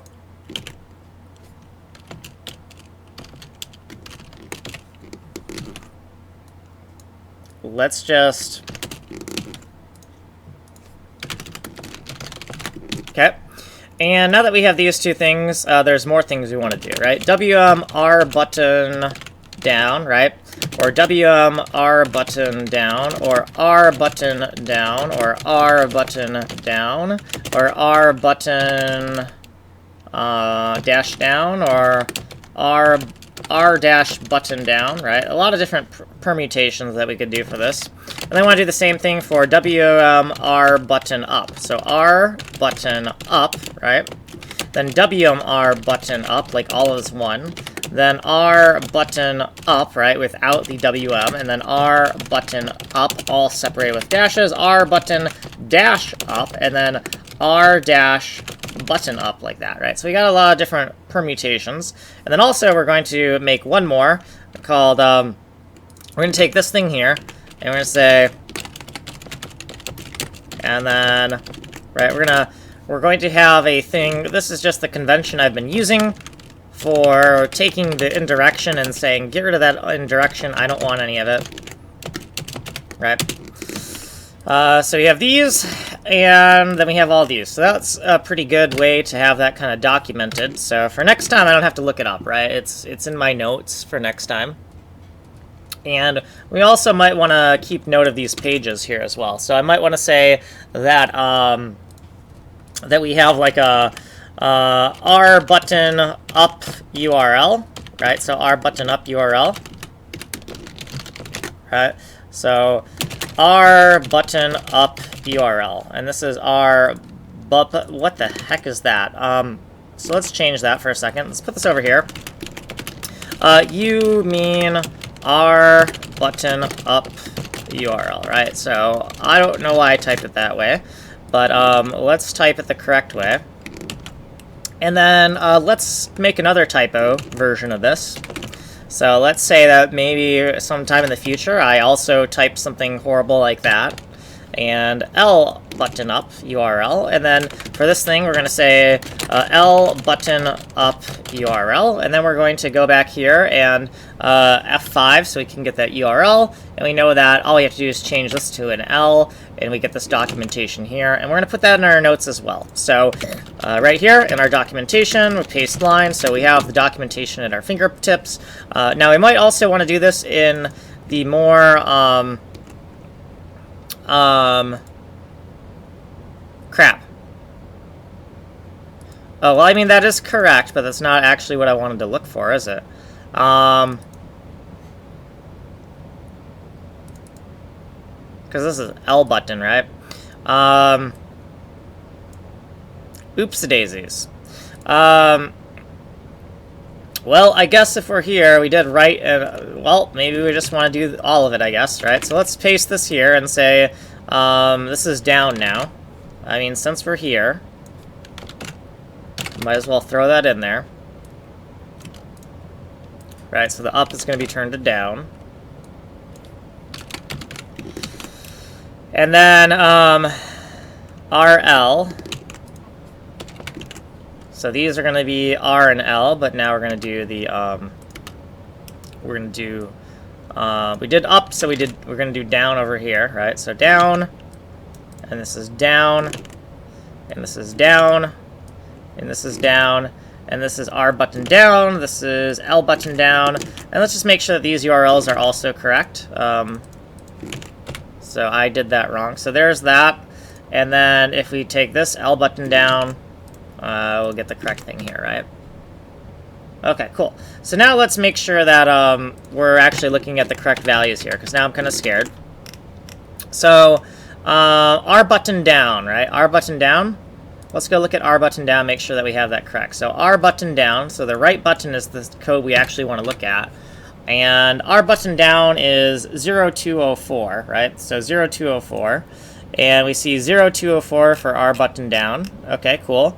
And then R button up, right? Those are all R's here. Okay, cool. R button up, so we just got to change the down to the up. Make absolutely sure this is correct. R button up is 0205, right? 0205, R button up, right?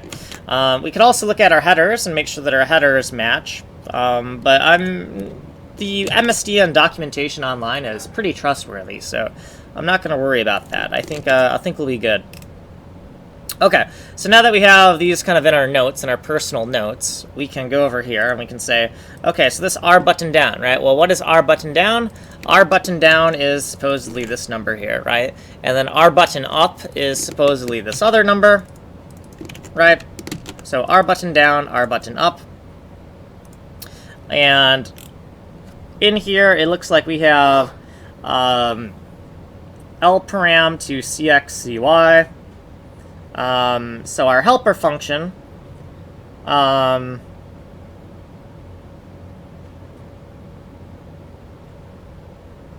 this is why I made kind of like I want to separate it into the left click and right click code, because some of my left click code may not be completed, right? So let's go look at this. So let's look at L param or W param. Which keys are down? One or more of the following values. These are bit masks. Control key is down, left mouse is down, blah blah blah. We don't really care about L param. I mean, we don't care about W param. We care about L param. Low order word specifies the X coordinate of the cursor. the coordinate relative to the upper left corner of the client area. The high order word specifies the y coordinate of the cursor, right? So the L param is what is going to give us the cursor, and it says get x L param. Okay, so we already have, well, let's look at this. Does this actually tell us what the code is? No, it doesn't tell us what the code is, but we already have written some code for this, because all it is splitting this up into components. And so this param, click X to click Y, let's go look at that for a second. So low word is x-axis, high word is whatever axis. Really, it's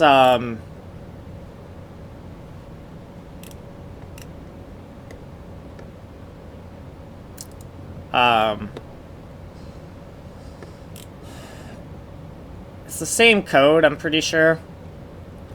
Let's go look at this. So,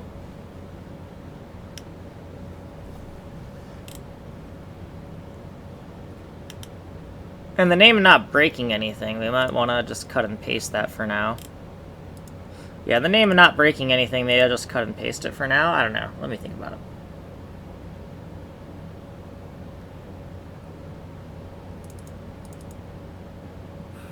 Yeah, like this should work for both things. So here's what we're going to do. We're going to go in here and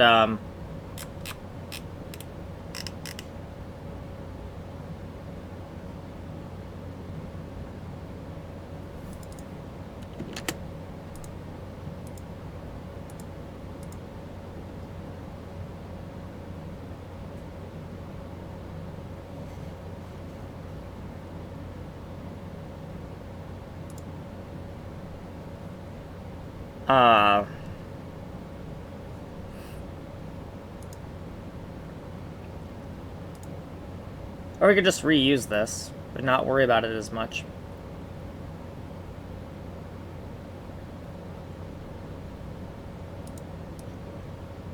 Alright, so this thing right here,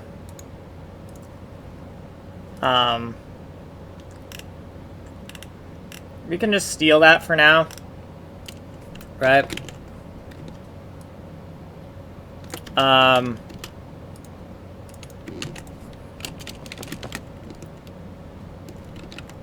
Oh, I see. So we just want to keep the correct cast so that if we change these around, we don't have to worry about it as much. Sure, why not? So this is for our button down. So we're going to take these down variables.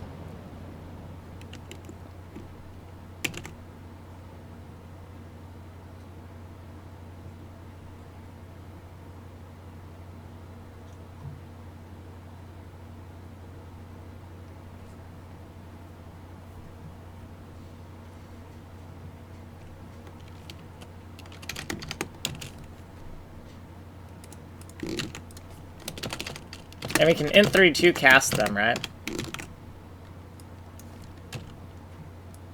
Right. And now these the downs we have the downed correct. Now the button up, we don't really care about that as much, right?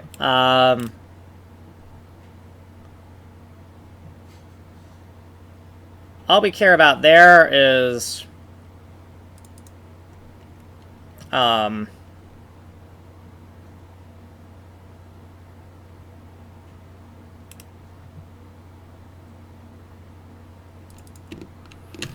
this message, we just care about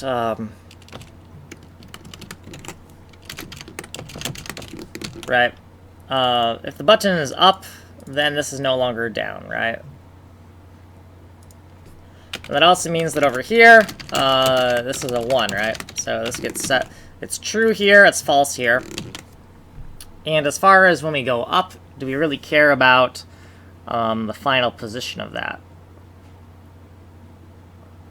I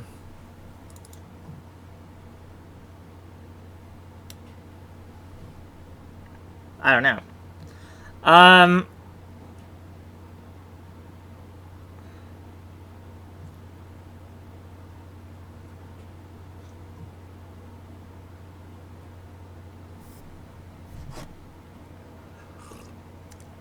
I don't think we care about that. What we do care about is that after we go down, we store the down position here, right? And then mouse down here, so we set this stuff here, right? So you set it to, when it goes down, we set it to 1. When it goes back up, we set it to that. And the next thing we want to do is the mouse move, right? So when the mouse moves, you have some mouse move code. And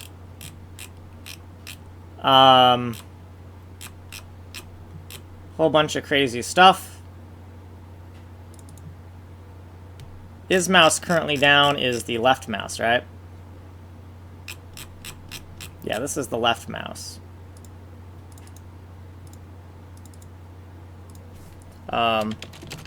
Primary. We're talking about the primary mouse here. And we should probably refactor this. But for now, let's not worry about it. Let's just comment that as the primary mouse. Right, this is primary mouse. And it says to update this last for whatever reason. I don't know why. Mouse down, mouse up. Oh, got ya. So we have a mouse down and a mouse up variable, huh? Got ya. So we got MD and MU. So I guess we don't really need 2 variables like that, right? Because now it's like we have to keep track of both of those, and it's like why?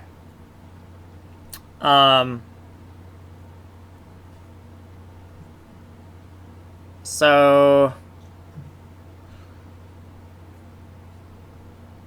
I don't really want to keep track of 2 variables, right? If it's not down, it's up, right? That's kind of what we're going to do for that for now. But some of this code is a little bit convoluted.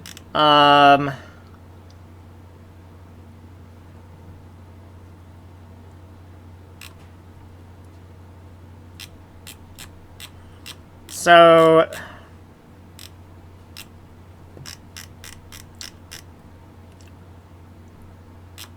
rather than have to deal with all this kind of craziness, we're just going to do this. We're going to go over here, and we're going to say AAC 2020, GINAMOU,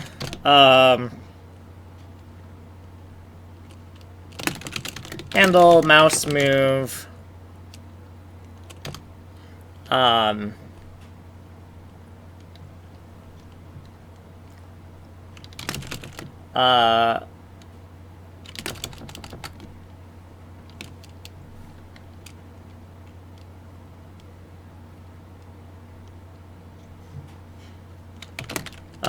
non-primary.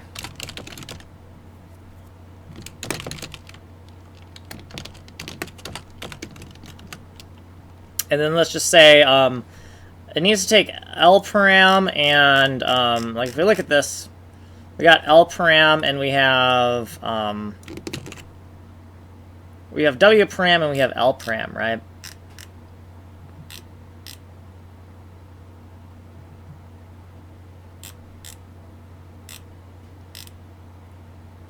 So we already know this is a mouse move, so we only need to give it the W param and L param here.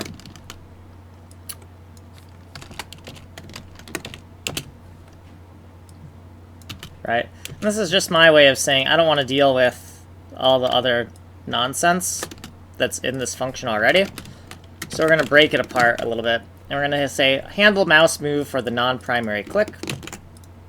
Or we could call it secondary click.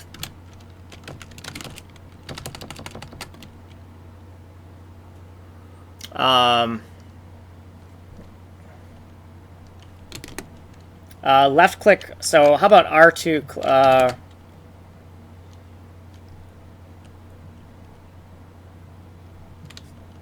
handle mouse move,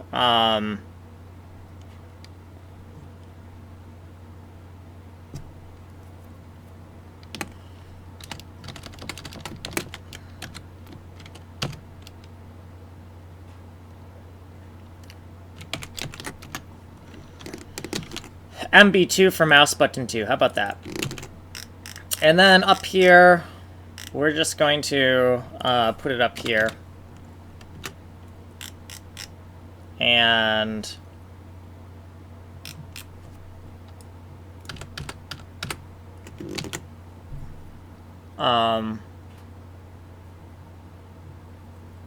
Actually, you know what I'm going to do?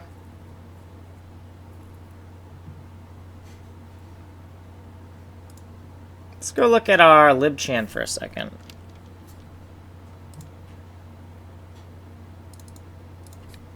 GINAMOU is getting a bit big. So, do we have like a native mouse stuff? Don't we have native keyboard and then native native mouse?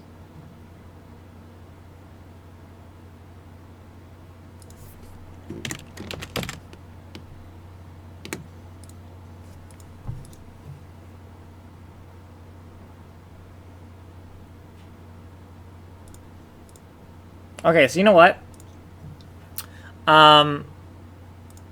Native keyboard.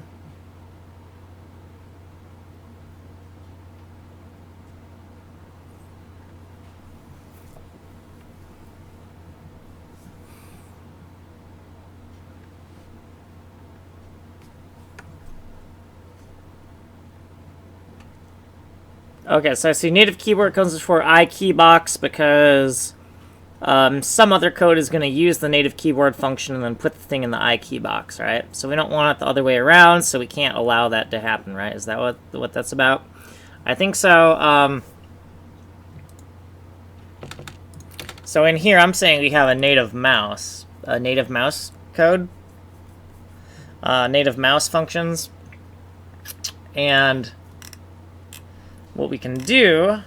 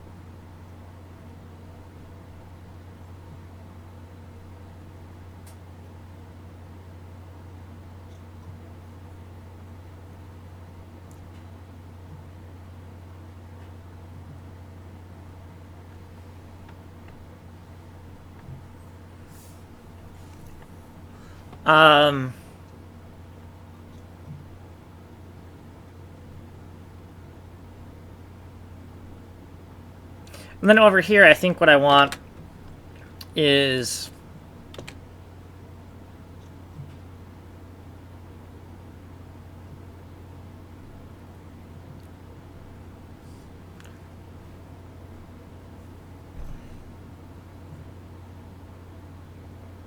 GINAMOU. So I'm thinking that GINAMOU can be handler functions for GINAWIN.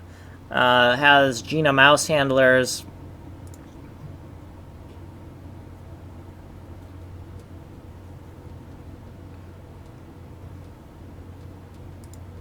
So I'm thinking this.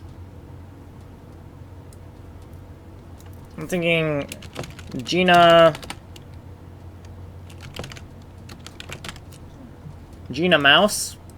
handle mouse move, and then right, we don't have to worry about this, right? We just put it in here like this. So some of GINAWIN code is just crazy, and we want to just get some of that out of there, right? So I'm thinking we have a handle mouse move function here, and we put that in a thing called GINAMOU, right? And then native key, we want like native mouse functions as well, right? So we're saying that we have this like iKeybox and iMouseBox, and these functions here are intentionally before these functions so that these functions can't actually directly set the values in here, right? So we want to take want to call these functions and set the values in here, but we've intentionally put these functions here so they can't reference these, right? And that was by design to make the code more flat, right? Where GINAWIN has to call like native keyboard functions, and then GINAWIN has to set those things in iKeybox, right? I think that was the intention. So we have key and mouse, right? So what I'm saying is we say duplicate this, and we say native mouse, right? So native mouse, right? And that's going to be our new 10, right? Native mouse. So let's highlight that. So this is native mouse.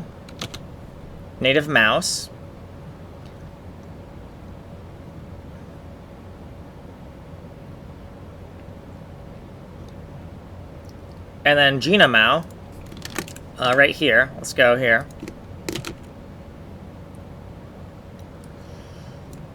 So we have graphics and window, right? Graphics init. I think it stood for graphics init and window code, and we're just gonna say this is GINAMOU. So Gina. Mouse handlers. Right, so we're just going to subdivide it into another thing here. Because we just think that the GINAWIN code is out of control and it's ugly as heck, so we just want to compartmentalize it into some new functions where we can untangle this code and have something that specifically handles the mouse code, right? So if we want to do that, we got to split things apart even more. But I guess if that's how we feel, then let's do it, right? The more stuff we can take out of GINAWIN, I think the better, because it's kind of like a cluster of just ugliness. So yeah, GINAWIN and native mouse, right? So we have this kind of GINAWIN lparam to cxcy, and what I'd like to do is actually I'd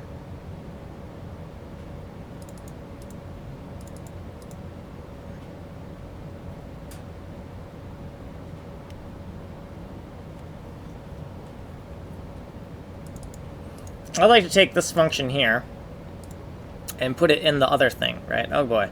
So this is gonna get ugly, isn't it?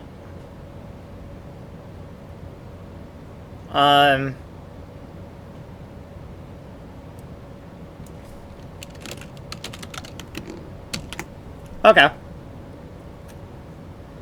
So let's do one thing at a time here. One thing at a time. Like, we want these things, but we're gonna have to renumber things and move things around.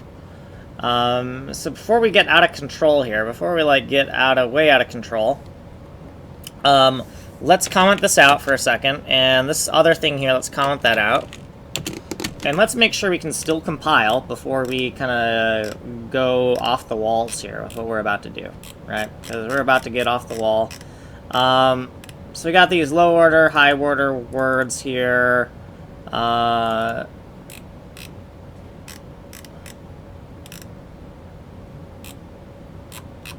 We broke something. I remember we broke something.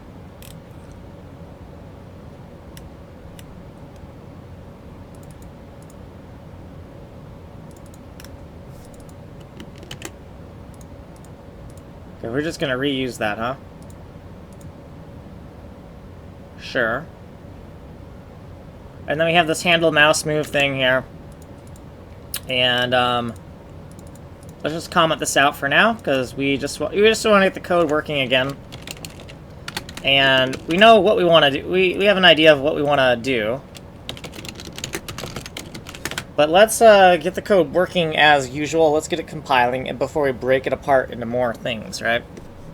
Unknown type name IO8. So in our mouse box data here, we added another thing, right? So define IO8, right? And we're also going to need it in the... So this is the static container, right?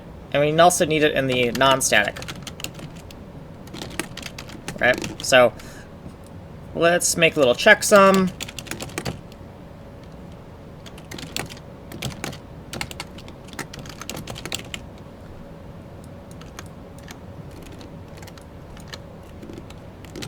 So then up here, we're going to take these.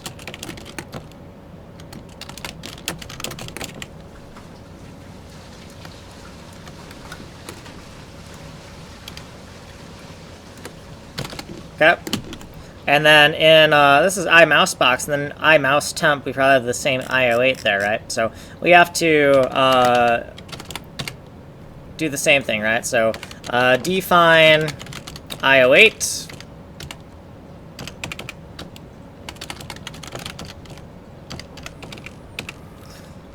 Align that nicely.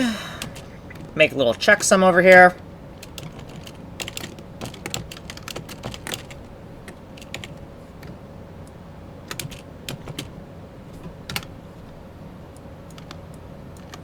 Then let's, we know that we need the same thing here, right? So, okay.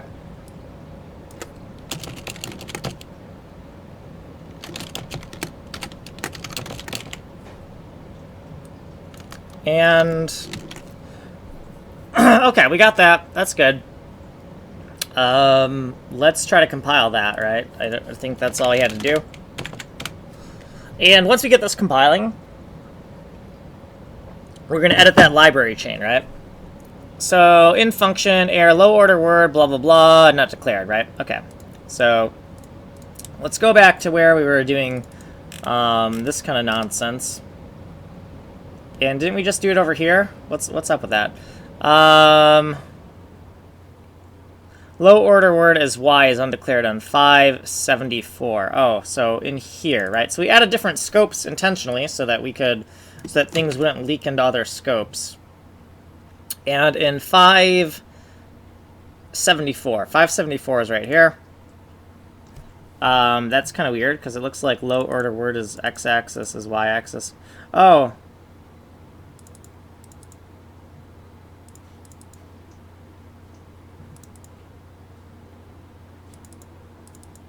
Oh, that's because this is not low, this is high. There's a little bit of redundancy in the way we wrote our variables that we wouldn't make any mistakes when we rename them, right? So there's 2 points that we have to rename here, right? Low in X, high in Y, right? That was by design. And yeah, so let's just get this running, right? Get this running. Make sure that, you know, if we go through here, right, and we try to do everything we've done before, that the handlers still kind of do the things that they're supposed to do, right? Because now we're going to insert some more stuff. And we also might want to make a graph of how this stuff kind of goes together, right? So in the README, let's open up the README.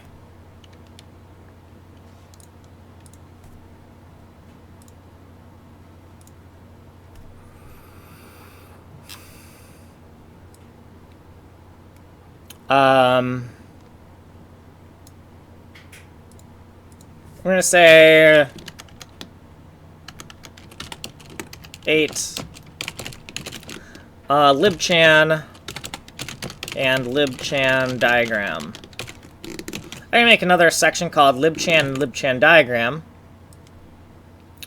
And in here, what we're going to do, and we're not going to do all of it right now, because, but in the README, we want some overview. We want a whole bunch of like nice little diagrams and pictures of how things to do function variable name function names here. Yeah. So in here, what we want to do, and we're not going to do this right now, we're going to save this for when we're at the shop, because it's kind of like this busy work that we can do while we're cutting parts at the shop. Is when we look at here, right, everything kind of like goes together in some type of conceptual way, right? So we know that, for example, GINAMOU, right? GINAMOU needs to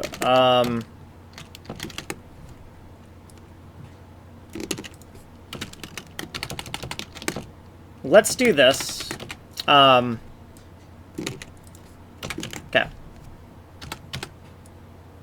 GINAWIN and GINAMOUS. So, so let's signify that these are tightly coupled together, right? So this is going to signify tight coupling and strict ordering, right? So tight coupling and strict ordering.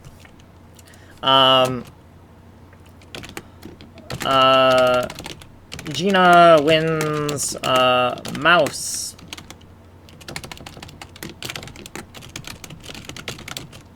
Alright, this is GINAWIN mouse handler code, right? And then, GINAWIN, graphics, init, and window, right? Is what GINAWIN is, right? And then we can look at this and say, okay, then we also have tight coupling with a non-strict order, right? So tight coupling with a non-strict order is like native key,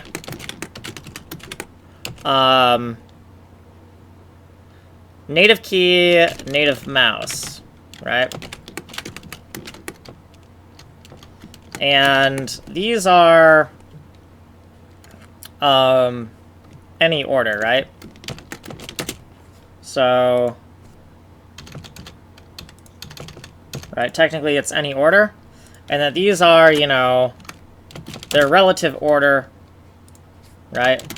These have a strict coupling, so maybe you want to give them like a 1 and a 2, right? To say, these have a strict ordering, these do not have a strict ordering, right? And then what we can say is, we can keep on doing this kind of stuff where we conceptually kind of put things together. And just draw, right? Because this list here is kind of hard to look at, right? So we might want to conceptually kind of like diagram this out so it makes a little bit more sense. Instead of like this solution here, which everything is linear, right? We might want to also be able to have a conceptual view of how everything goes together in a tree-like structure. And so for now we don't, but we'll get to that, right? Okay, so we've decided that we want this native mouse code, and we also want this GINAWIN, GINAMOUS, right? So in order to get this in here, this is going to be kind of difficult, right? Because we got to like, if we want to shove this in, right, we got to insert and shuffle everything down, and insert and shuffle everything down. And so I think the easiest way to do this is we got to tackle both of them at the same time. But we're going to have to insert this, shuffle everything down, then insert this, and oh boy, this is going to suck.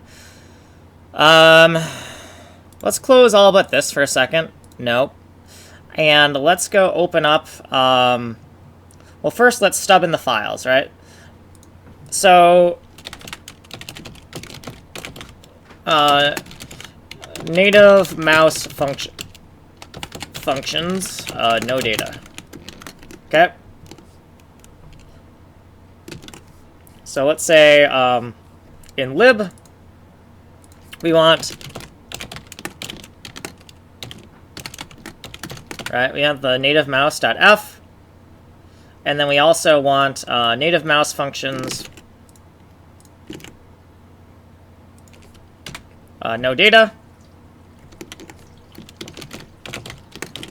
So here's the data file for this, but there's not supposed to be any data. But because the structure of our code requires a data file and a function file, we still want the data file, but nothing should go in here, is what that's saying. And so we notice that we have the native mouse and native key, and then we have iKeybox and iMouseBox. So in our little diagram in our README for a second, I think I want to draw that out really quick. So we have native key and native mouse, and then we have iKeybox and iMouseBox.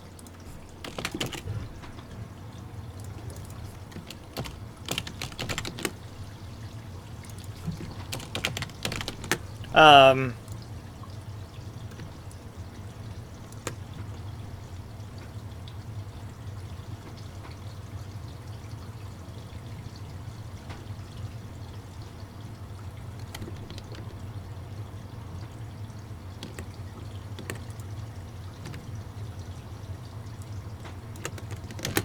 okay, something like that. Some type of arrow thing. And we might want to put these together and say to make a note of why it's like this, right? So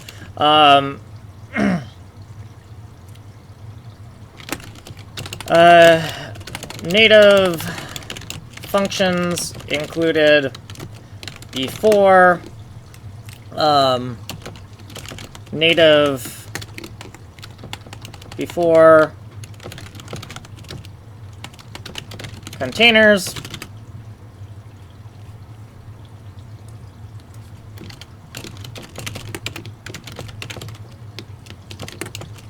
included before containers, right?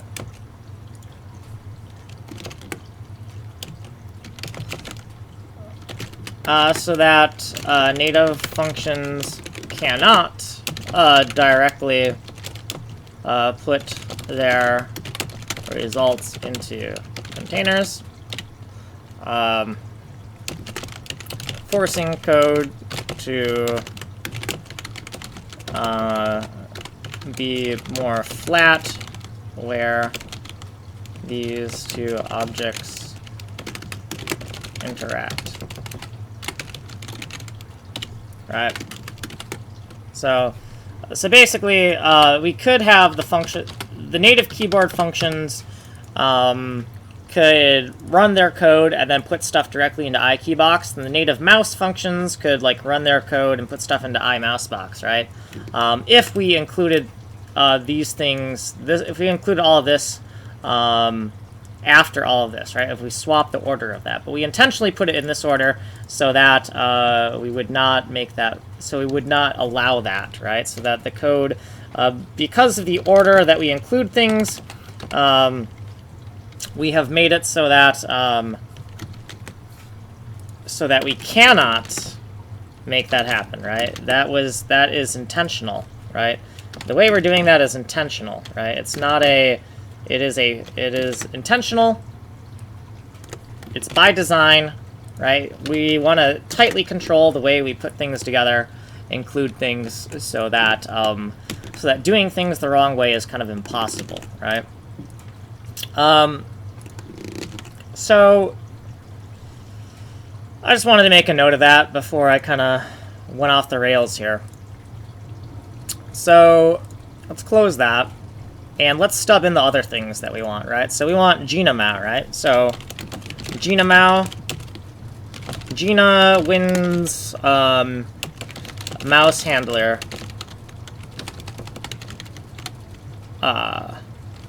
Mouse. So Gina wins mouse event handler code, right? So breaking up Gina win into multiple parts where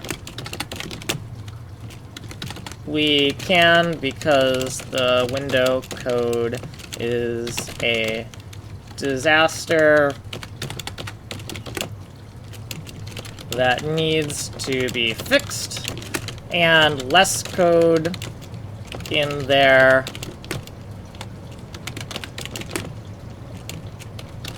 the better, because more manageable. Okay, so yeah, GINAMOU is going to be Gina wins mouse event handler code, right? And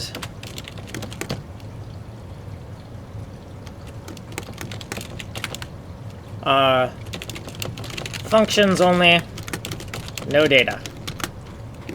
So save that as GINAMOU.d, right? And then we're going to just save this again.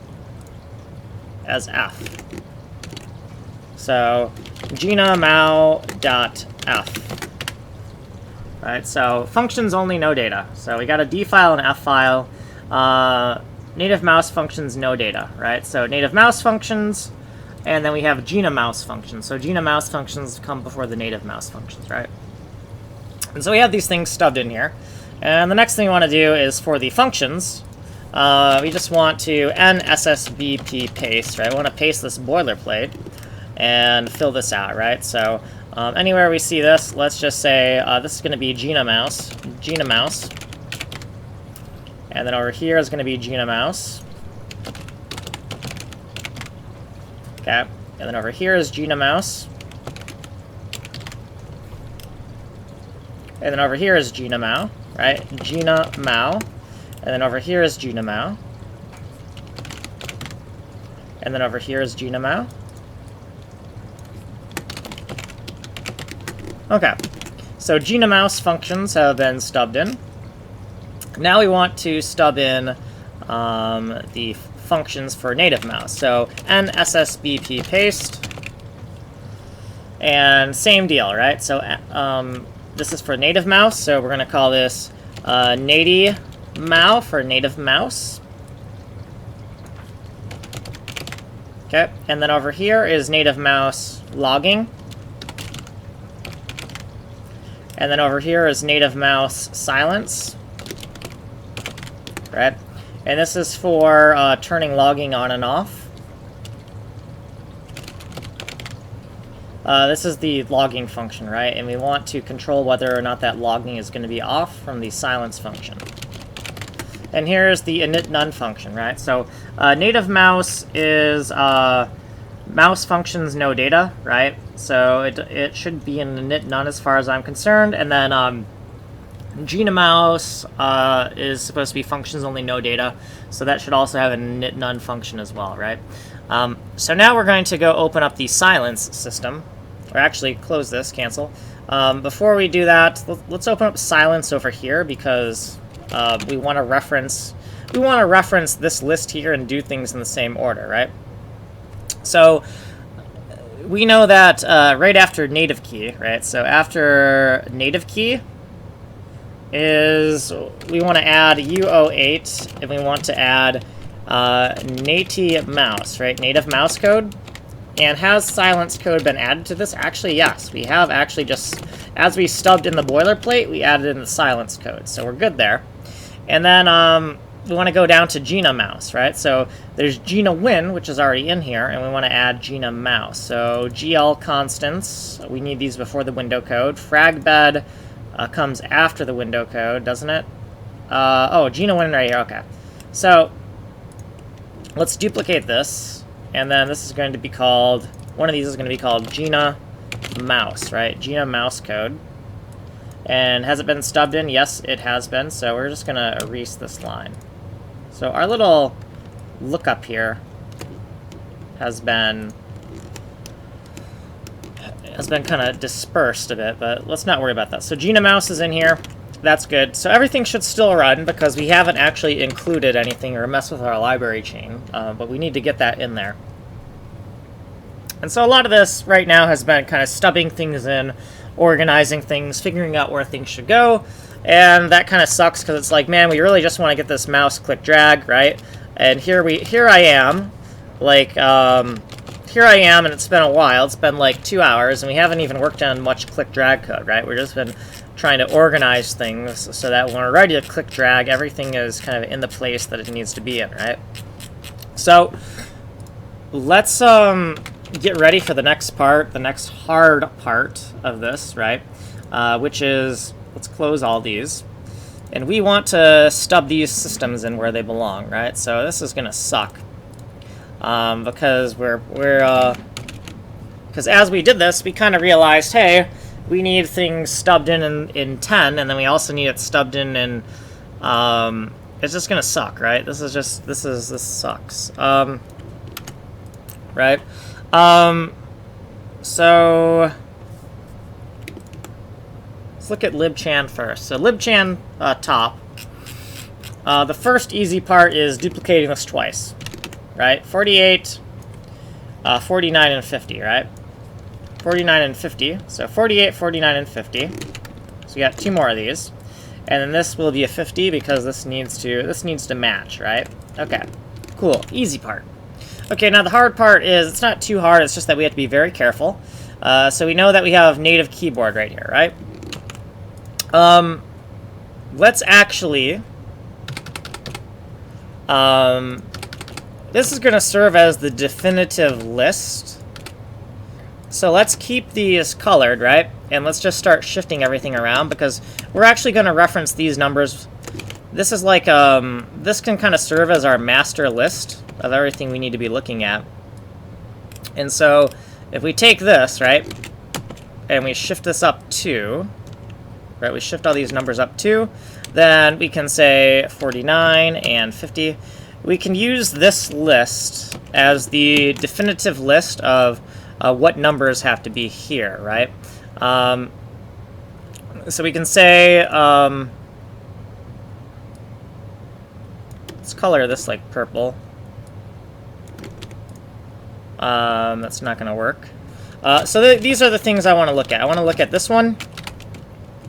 I want to look at this right now, and I want to look at this right now, right? So let's just put some obnoxious commentary here for a second so that we can see that, because I'm about to get rid of the color coding here. And we want to look at the things before these things. So we want to look at these things. And then the insertion points are going to be over here, right? Okay, so I just want these things highlighted, right? So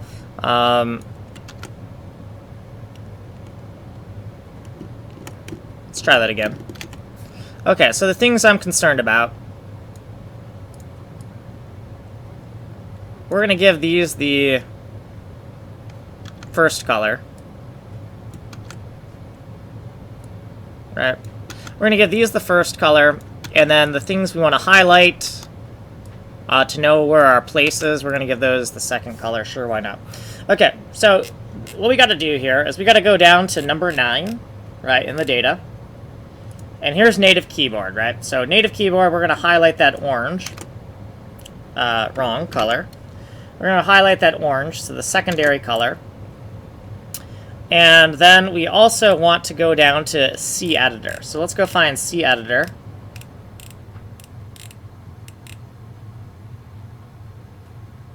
Have we gone too far? Yes, we've gone a little bit too far.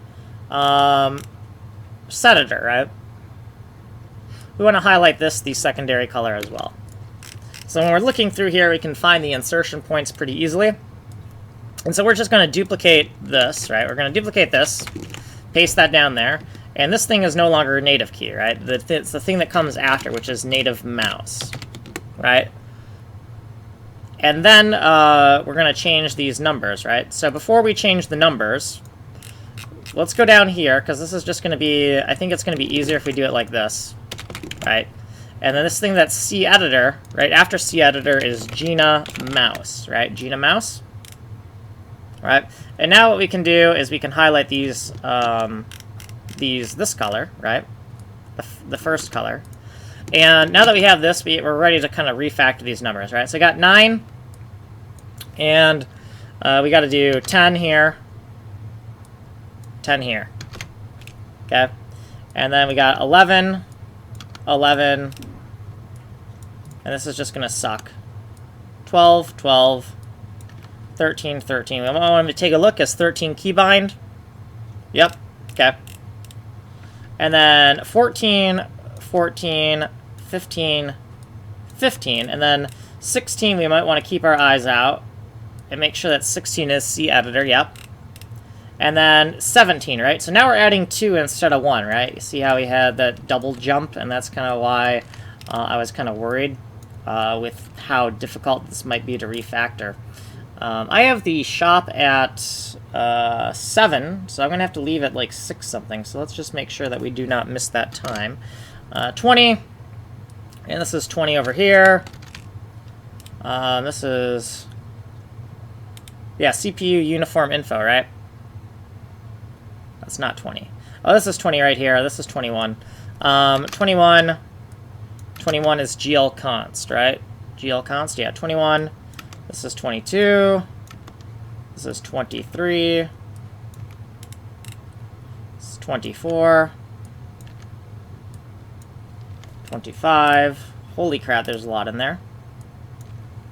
This is 26. Okay, 27. 28. 29.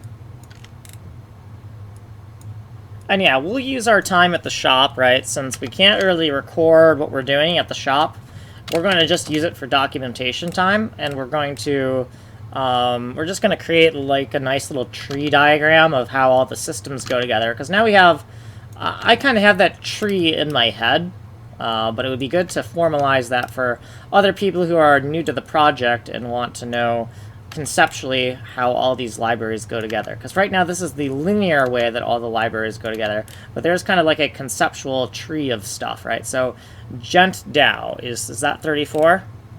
So generate tiles using a downscaling algorithm is what that is. So 35, 36, 37,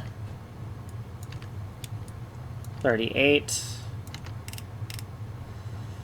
and 39. 39 looks like it's a pattern breaker of some sort. GPU view, 39 GPU view. And this is 40. And this does suck when we insert things very high up in the chain. This gets more tedious, right? So we hope that eventually we don't have to insert things that close to the beginning, but unfortunately, it looks like this is happening more and more than we really want it to. Oh well, I guess.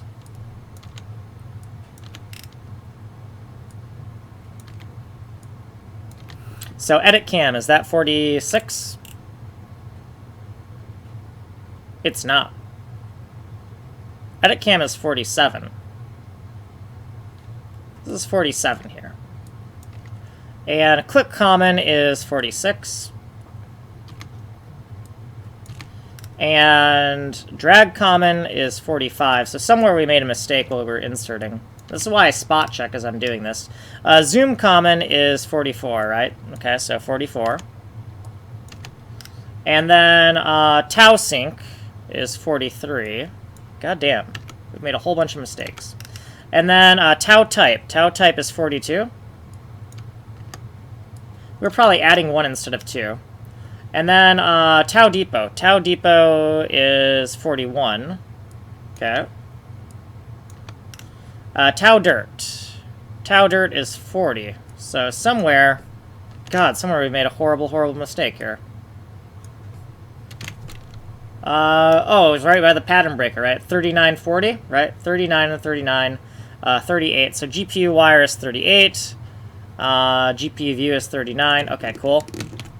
39, 40, 41, 42, 43, 44. Okay, so 44 zoom com. 44. Then drag com is 45. Okay, click common is 46. Edit cam, 47. Okay, game camera. Game camera is 48, so add 2 to this. Then, this should be 49. So PAINT5D, is that 49 now? Yeah. And then this is system number 50, right?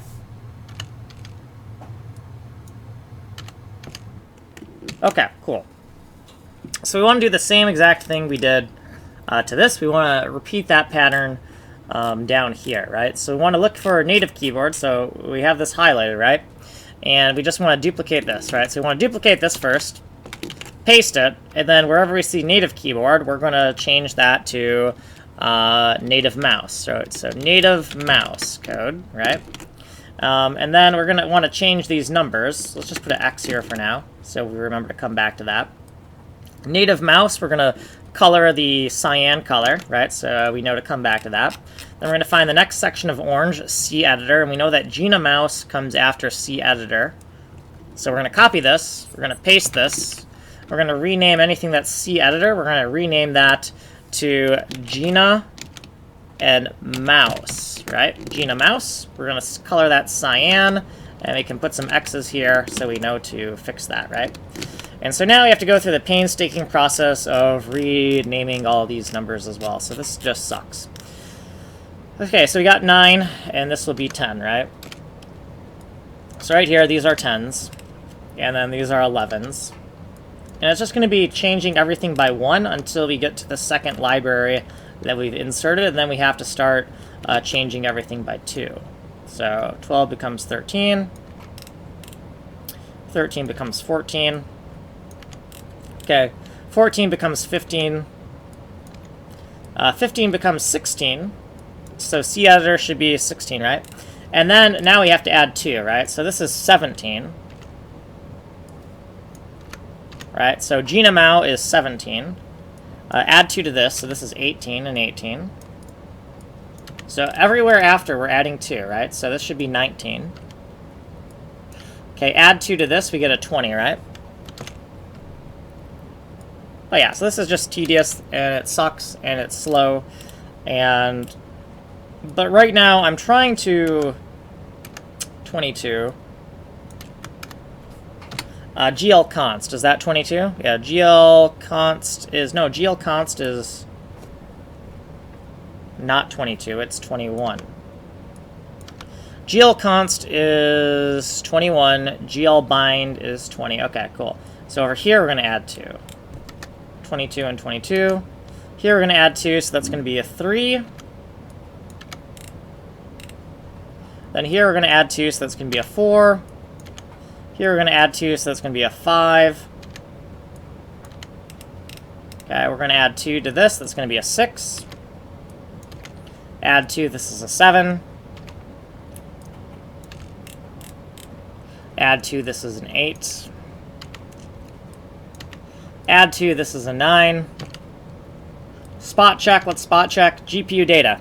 Is that indeed 29? 29 on our list, we can see GPU data. Excellent. So then here, this is a 30, right? So let's go in here, and we're going to type 30. And then over here, we're going to type 30, right? So we got the 30 there, and then this is a 31, and this is a 31 here, right? So 31 and a 31 for pix load. And keep on adding those two. So this is a 32. This is a 33. This is a 34, and this sucks, but oh well. 35. 36, because we're adding 2. 37, because we're adding 2. This is 38. Is that 38? GPU view. Let's look at that really quick, because I'm a little bit scared here. I may have made a mistake. GPU view. Again, at the same kind of place. GPU view is 39. Okay, if this is 39, then we've messed up here. Again. So GPU view is... And this is why we made this list first, so that when we screw up, we don't have to backtrack too much. 39. So this is 39 here. And this is 37. GPU wire is... sorry, not 37. This is 38. Okay. And then up over here, the fragment shader code, DRAGCOM. DRAGCOM is 37. Okay, so 36, 37, 38, 39. Okay, that's good. Okay. And then over here, we have tau dirt. And tau dirt is 40, right? So we're going to add 2 to get to 40. That checks out. And then this is going to be 41. Then we have 42. We got 43. We got 44. We got 45. Okay, we got 46. We got 47. Then we got 48. 49. And then 50 should be the last system, right?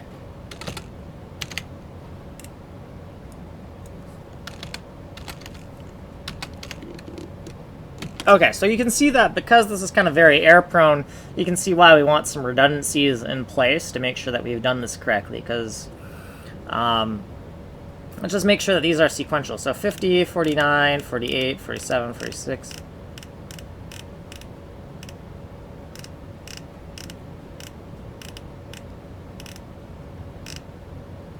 Spot check it really quick.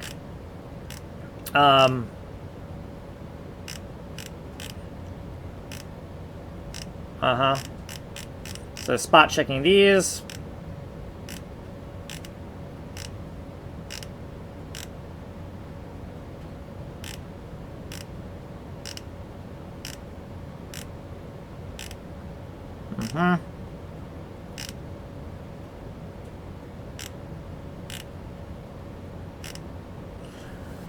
Okay, yeah, so I think that's correct.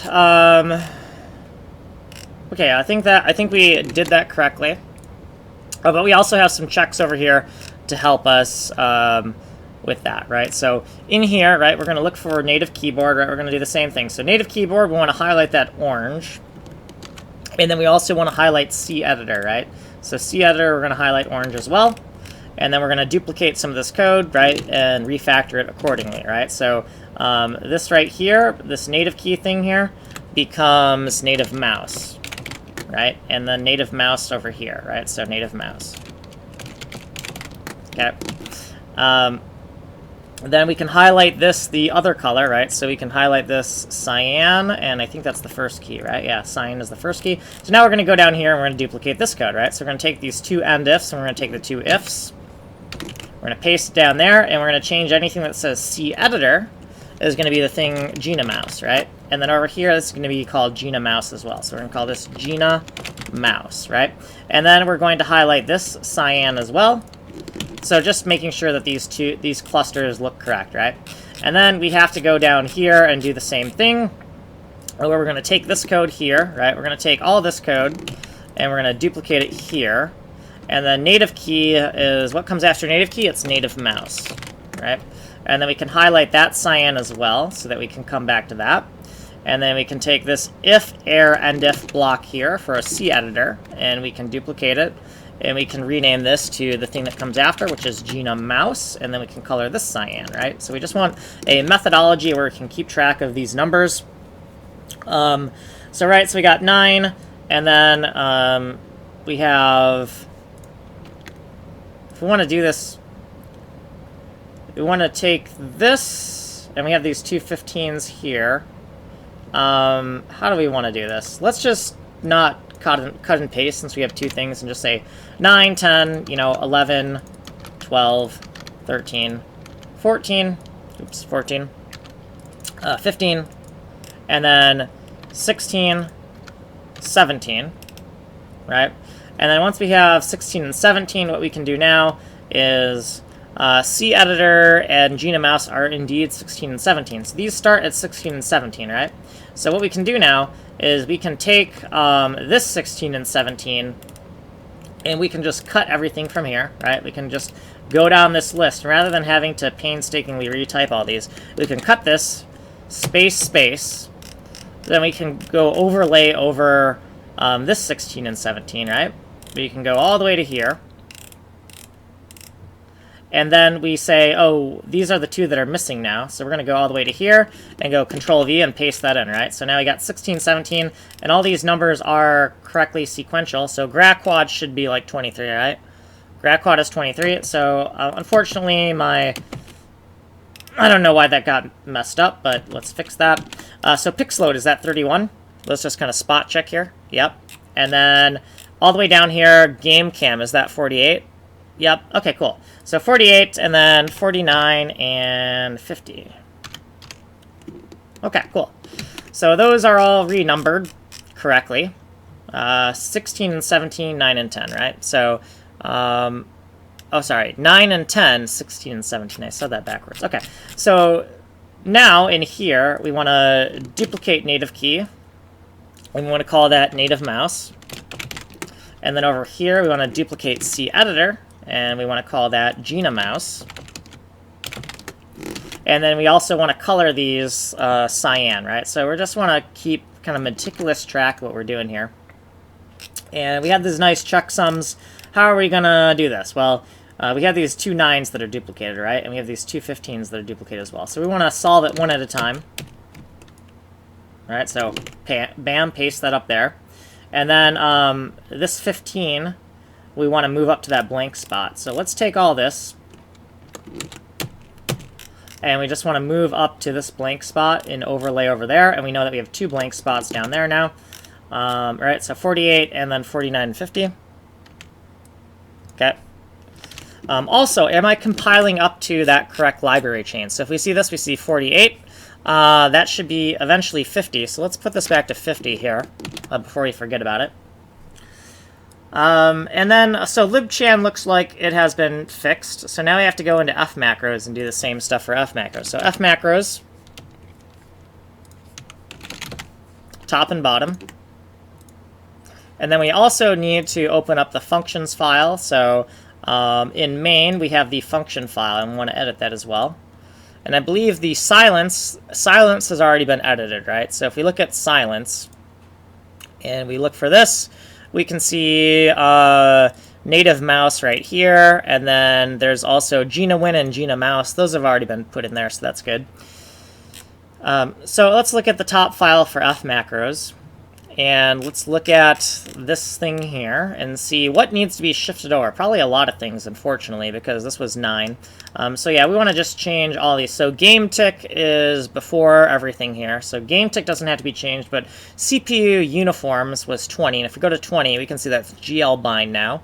So CPU uniforms is now 22, right? So 22. I don't know why my syntax highlighting sim does the... GRADQUAD is GRADQUAD. What is GRADQUAD? That's 23 now. Okay. And Tau Depot. If we look at Tau Depot, that's way down here. Tau Depot is 41 now. So we're adding 2 now. Okay. And so this means that this is probably 43. Tau sync is probably 43 now. Yep. And then this also needs to add 3, which makes that 50, right? Or no, 47, 48, 49, my bad. And those are our spot checks. And then, oh, and actually, if anybody wants to see my demos, because I see that somebody's in here, I don't know who's here, but whoever you are, if you're here, you can check out my technical demos there. And if you want an actual overview of my technical demos, you want me to go into detail on what I'm working on and give you the fancy, shiny tech, I am glad to show you that, because right now it's kind of some tedious work I have to do. I'm just kind of working on stubbing in more systems into my source code. So these init none functions, we have this kind of list of code that auto-generates some of that. We need to look for these two systems and edit this list accordingly, right? So let's go find native keyboard, and we want that to be orange, right? So native keyboard, we're going to highlight that orange, and then C editor is right down here. We're going to highlight that orange as well. Then we're going to duplicate, and we're going to duplicate and native key and native mouse, right? And then C editor, after C editor comes GINAMOUS, right? Because these are our init none functions, right? So now what we're going to do is we're going to take all this code here, right? All this this is why we did not clean up the code we auto-generated earlier, because now we have to copy this to clipboard, and we're going to use this in this section here, right? So this init none functions, we auto-generated these earlier in this stream, so we're going to just go through here, and we're going to nuke all of this code and regenerate it. So let's kind of see, this is why I didn't want to clean up those spaces, because it would just be time consuming and I was going to nuke it anyway. So let's just use fark to auto generate, and it's auto generated using I have like a script that takes that list and auto generates this code. So we can now go highlight this orange, highlight this blue, highlight this orange, and highlight this blue. Okay, and so now we can confirm that those things have been added, right? So right here and right here, those exist, right? So in here, that should be all we need for F macros in terms of here. We're not going to worry about updating this list. I'm sick of updating that list. Now in here, we've merged our init none functions and our inits together so that we can undefine them and kind of like have a big checksum here of where everything is.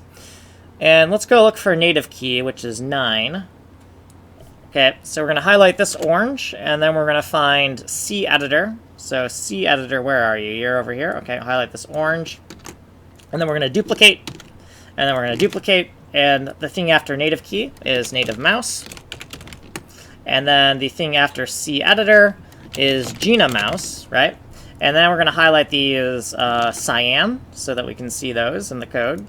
And then we're just going to edit this checksum list, right? So this list here, we have to take up to here, right? We're going to take up to here, and we're going to shove this up here, right? So now we have a big gap, and we want to move this 15 to the top where that gap is, right? So we're going to cut this, and then we're going to put it up here. And there's 2 empty spots now, so you can paste here, right? And then we can go 48, and this is 49. And this is 50, right? So now that this undef list has been edited so that we don't pollute other people's code with our macro nonsense, right? Okay, so now in the functions file, we have to figure out where this stuff goes. And we can see that both of these new things we've added are coming before the GINAWIN system, right? So there's 2 chunks of code where we initialize everything. There's a big chunk of initialization code before the window, and then a big chunk of initialization code after the window, just because of the nature of how much code kind of depends on a window existing. So it's kind of ugly that the initialization code is kind of split that way, but that's just the reality of how things need to work. So first thing we're going to do is we're going to highlight some stuff as orange, right? So this cEditor is orange, and then native key is up here, right? Native key right here, okay. So now that we have that, we can hit D for duplicate, right? And it's going to be native mouse here, so native mouse. And then this right here is after cEditor is GINAMOU, right? So then same deal with changing these numbers here, right? So we have these duplicated 9s, right? So we're going to go up here, and we're going to paste that there. And then this is 15, and this is 16, and this is 17, right? So if we look at GINAMOU, that should be 17. Excellent. So 1, 2, 3, 4, 5, 6, 7, 8, 9, 10, 11, 12, 13, 14, 15, 16, 17, 17. Okay, 17 there. Okay, just making sure. And then this orange stuff here, duplicate. Duplicate, and then same insertions, right? So what we could do, let's just do it like this and not try to save time. Native mouse right there, right? And then GINAMOU right here, right? So if we took this and cut and paste it over here, we wouldn't see any changes, right? So if we do this, we shouldn't see anything change, right? We saw the colors move away, but we didn't see anything change, right? It's all still there, right? And then what we want to do is, since we know that's the case, we can just take this checksum, and instead of painstakingly redoing that checksum, we can paste it down here, right? Boom, right there. Okay, so now we have all these init none functions kind of stubbed into where they go, and I'd say we're ready to give this a run and hope that everything we've stubbed in here is going to work, right? So let's just give that a roll and see what we've got. And then also I'm going to try to do some push-ups, because now we're at like 160 per day, so I really like to get some push-ups done before I go to the shop. Get maybe like 60 done. P for pattern, go find a pattern, try to zoom in, try to zoom out. Excellent, so that's all working there. We're going to close this, and now we have to git status, git add dot, git commit -am, stubbed in 1, 2, 3, 4, 5 different systems, because we have zoom common, mouse common, click common, click, drag, and zoom common, right? And then we have GINAMOU and native mouse, right? So stubbed in 5 systems, 5 systems, right?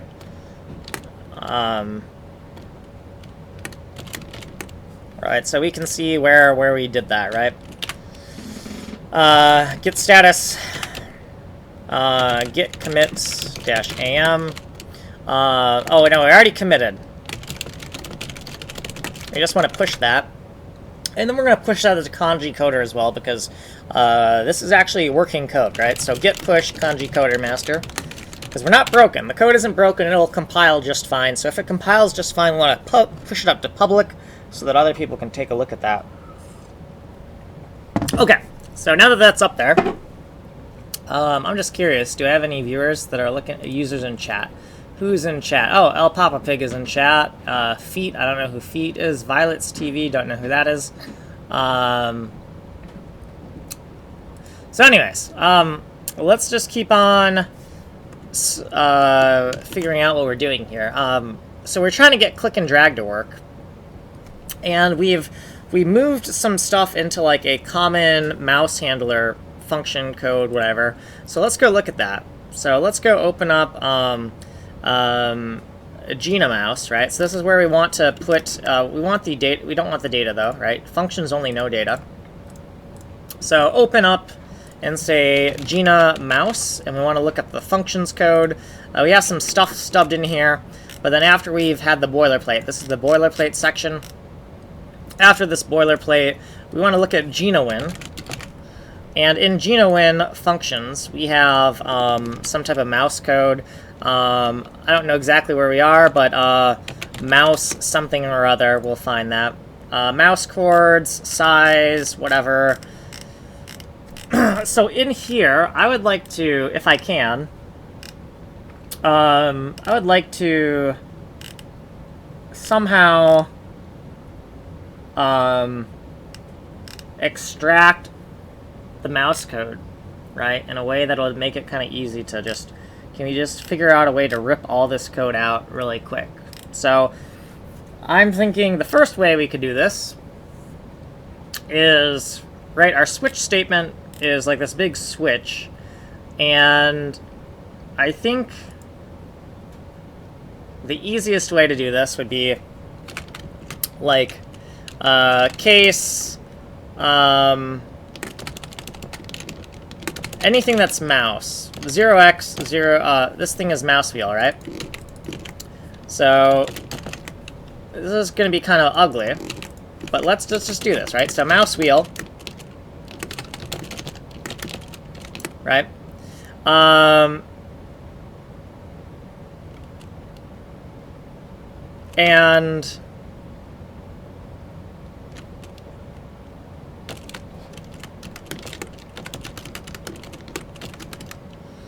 then we'll do break right here. Right, so we're going to have a fall through, right? So, and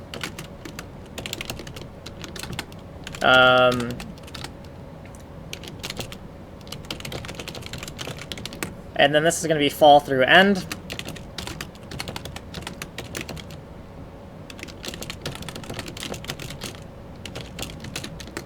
So we're going to begin and end the fall through here for the mouse wheel stuff. And then we're just going to stack everything in here, right? So, I don't know exactly how I'm going to do this. Fall through something or other. Fall through.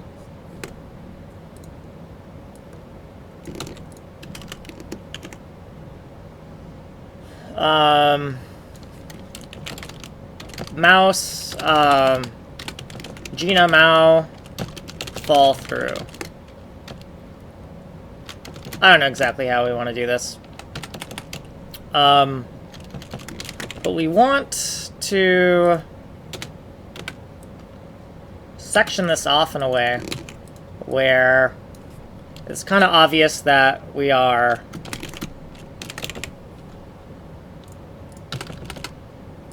okay. So we want to do something like this, and then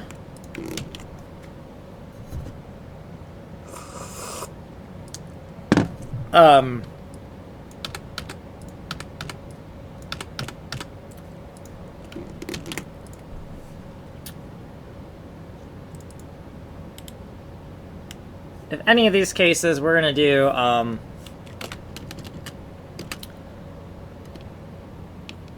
AAC 2020, GINAMOU,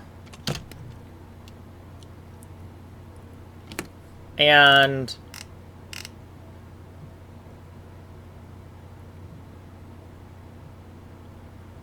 common. GINAMOU,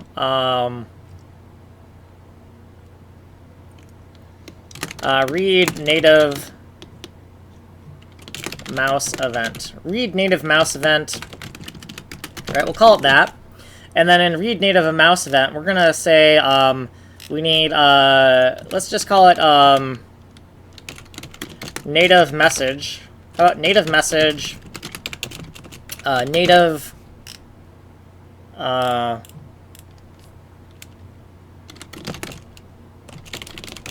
native W param, and then native L param, right?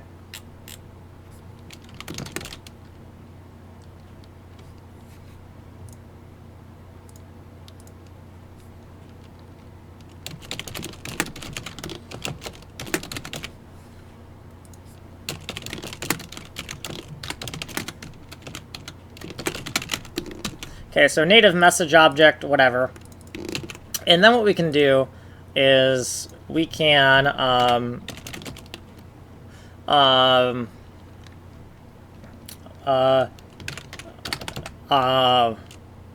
non-boilerplate.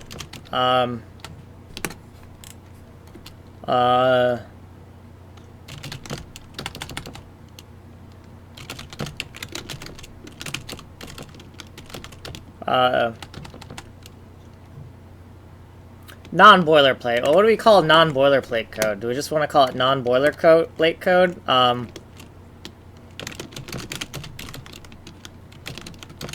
We have boilerplate code, so how about meat and potatoes code, right? So, right, so the idea is that we have boilerplate, which is kind of this stupid, repetitive code that we kind of repeat everywhere, and then meat and potatoes code. How about that, right? I think that's sure, why not, right?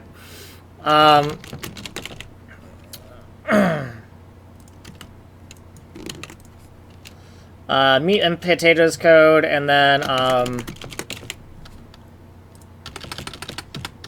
we could say meat and potatoes code, non-boilerplate, right? And so we could say non-boilerplate as well. So meat and potato codes, aka non-boilerplate, right? And we could double label this section like that, just so that it's that way. If we highlight boilerplate, we can find boilerplate code, but then we can also find non-boilerplate code, right? So we're going to subdivide the code into two main sections: boilerplate and stuff that is not boilerplate, right? And then in this function here, I don't know everything that needs to go in here, and I don't know if we want it to return anything, what we want that to do. I'm going to say that for now, let's assume that it doesn't return anything, right? That it just kind of, right, we don't really need it to return anything as far as I'm concerned. So let's just call it void. And then we want to figure out a better way to use these types, right? So these types here in the native mouse whatever event thing here, read native mouse event, right? So event might not be the best way to call it, but because it's not really event-driven programming, 1, 2, 3. But as long as we know the gist of the use case is kind of what we're thinking of. As long as we know that we're good, right? Okay, so the types. What are the types for this? Because I'll tell you that the types we're currently using, this kind of BS here, U32, U64, I64. So U32, U64, and I64. So what we're going to do is say, let's actually take these for reference really quick and just paste them down here for a second. And then let's use those for reference and say, okay, we want to define U32. We want to define I32, or sorry, no, define U64, okay, and then define I64, right? So these are the kind of values we think are being used for these different parameters, right? So LParam and UParam, whatever, that's what we think that is the case. So I just want to reduce some of that abstraction, right? That indirection, and just go for their core types rather than this is just ugly. So we're going to take those and we're going to paste them here. And so U32 is the message, the W param is a U64, and the L param is a I64 for whatever reason. Like, I don't know why that's the case, but that seems to be the case. And so let's just do this so that we can get rid of that abstraction. And that could make our code more brittle, right? Like, doing this could make the code more brittle, but we're not including Win32 headers, right? We're not including Win32. We're not including Windows.h. So we've opted for a less flexible, more brittle style of code, and we've kind of done that intentionally because we want things to be easy to follow, right? So that kind of may shoot us in the foot later, but that's the way I'm going to roll.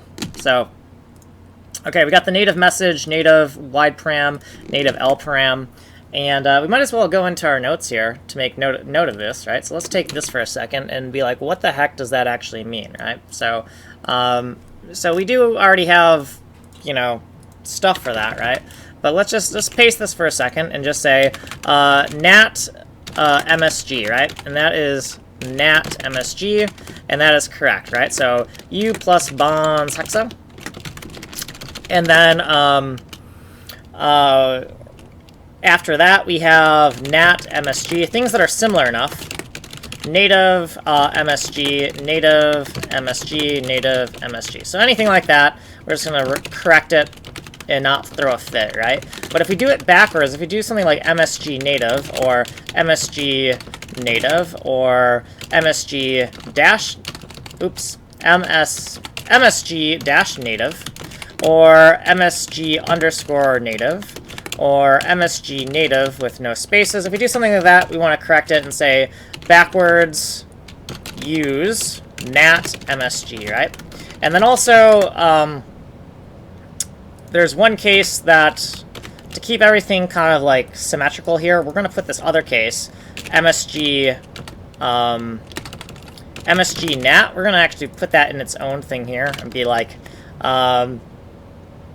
almost, but backwards use nat MSG. So almost but backwards, we'll make like a slightly different error message for that. Almost but backwards, and use this, right? So now that we have all these, we also want to know, well, what does this stand for, right? So MSG, or nat MSG means, nat MSG means, nat MSG means, nat dash MSG means, so all these kind of permutations.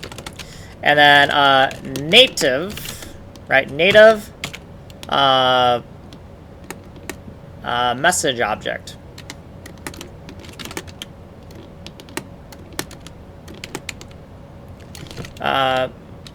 Probably Win32 message, right? Okay, so we have all that. And now what we're going to do is we're going to get the FARC template, right? And with this template, we're going to look for MSG, right? So we're going to look for MSG, and we're going to replace it with some of these other keys. So wide parameter, and then L parameter. I think it's long parameter, W param and L param. I'm not sure. I think it's wide parameter and long parameter, something like that. I could be wrong. But we want to eventually get these kind of shortcuts out of that, right? So we're going to take this code, and then we're also going to take this code. This is the source. So we're going to paste this in here. And then we're going to do a find and replace, right, to auto-generate these other shortcuts. And now if we highlight these, we should see these colors here, right? So excellent. So we've auto-generated all this code, so we don't have to retype all of this. But we do have to change this thing here. So native L param, right? Probably Win32. Win32 variable. Probably a Win32 variable, right? And then native W param is native W param, probably Win32 variable, right? Those are probably Win32 variables. And so now we can take this code here, and we can just say n is for native, right? We could just make another section here and divide it with n's, say n is for native, right? So throw that in there. And then up here, we're going to just section that off. And we're going to put our little notes over there on that screen and say, okay, we're ready to roll here. Let's start kind of stealing stuff from here and putting it where we want. So if it's mouse wheel code, so this mouse wheel code right here, we just literally want to steal it, right? So here we're just going to copy it, right? We're going to copy it directly, and we're going to shove it in here. And then also we're going to say, okay, well, what's the switch statement? This switch statement should be for the message, right? So the native message. So we're going to do a switch on the native message object, right? And within this switch is where we're going to do all these different cases. And this case right here was for that native, the native mouse wheel code, right? Or native something or other. WM mouse wheel. Yeah, WM mouse wheel code right here. So we want to steal this code here, WM mouse wheel. And we want to just throw it in here. So WM mouse wheel. Right? And then we want to break. Yeah, so this is our mouse wheel. Mouse wheel code handled. Then we also want the default, right? So before let's go look at this. Let's highlight that. And then down here, how do we do a default? We know how to do a default. How do we do that? So way down here, we have a default. Return this result, no op. So actually, we're going to assume that default is an error because we're passing on code that that should actually be handled, right? We already know. So we're going to go in here and default, and then we're going to break, and then we're going to close that off again, right? So this is the default, then we break, and then here's the end of this, right? So default case, and then default case is error, should be a handled mouse case. Alright, so this should be a handled mouse case if we get down to here, right? So anything getting passed on to read native mouse event should be kind of handled here, right? So this WM mouse wheel code, right? Let's go find that again. So this WM mouse wheel code, it's way up here. This is why I wanted to break this up into more pieces. So WM mouse wheel, we can see all this kind of code. This should be what we cut and pasted, right? So this is what we cut and pasted. Mouse wheel data, mouse wheel detent. So that's all good. So we just want to steal this and say, paste this here, right? And we want to say read native mouse event. And we just want to do the native, we really just want to steal all of, actually no. Oh, so this case is never going to get handled because we have put it up here, right? So if we get this, just say error should have already been handled, right? Let's just throw in an error, right? That should have already been handled, right? Because this case is right here, right? So we're kind of cutting and pasting code. And also these native things here, it's not the same names here, right? MSG, WParam, LParam. So what we're going to do here is we could make it a little bit dirty, right? We could just say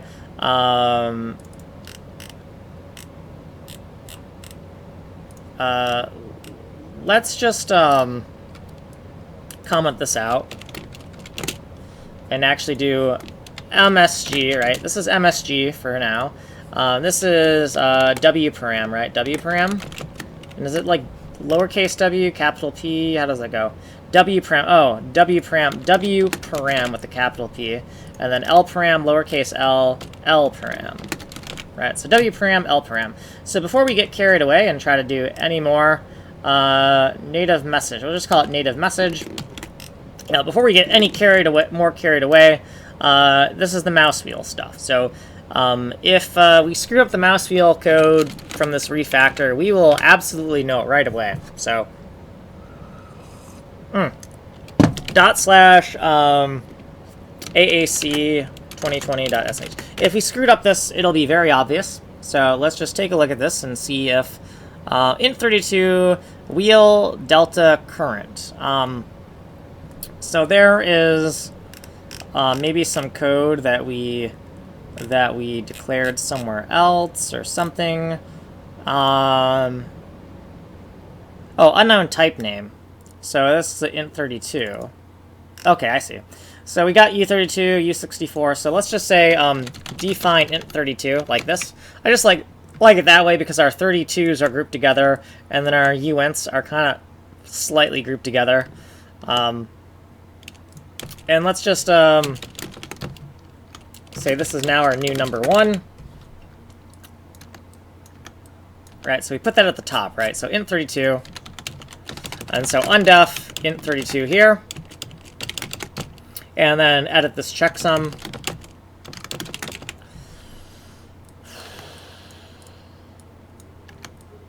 Yeah, so we want to kind of refactor this a little bit slowly, make sure we don't do anything catastrophically horrible. And wparam shifted 16. Yeah, so this code here, wparam, that's not wparam anymore, right? It's so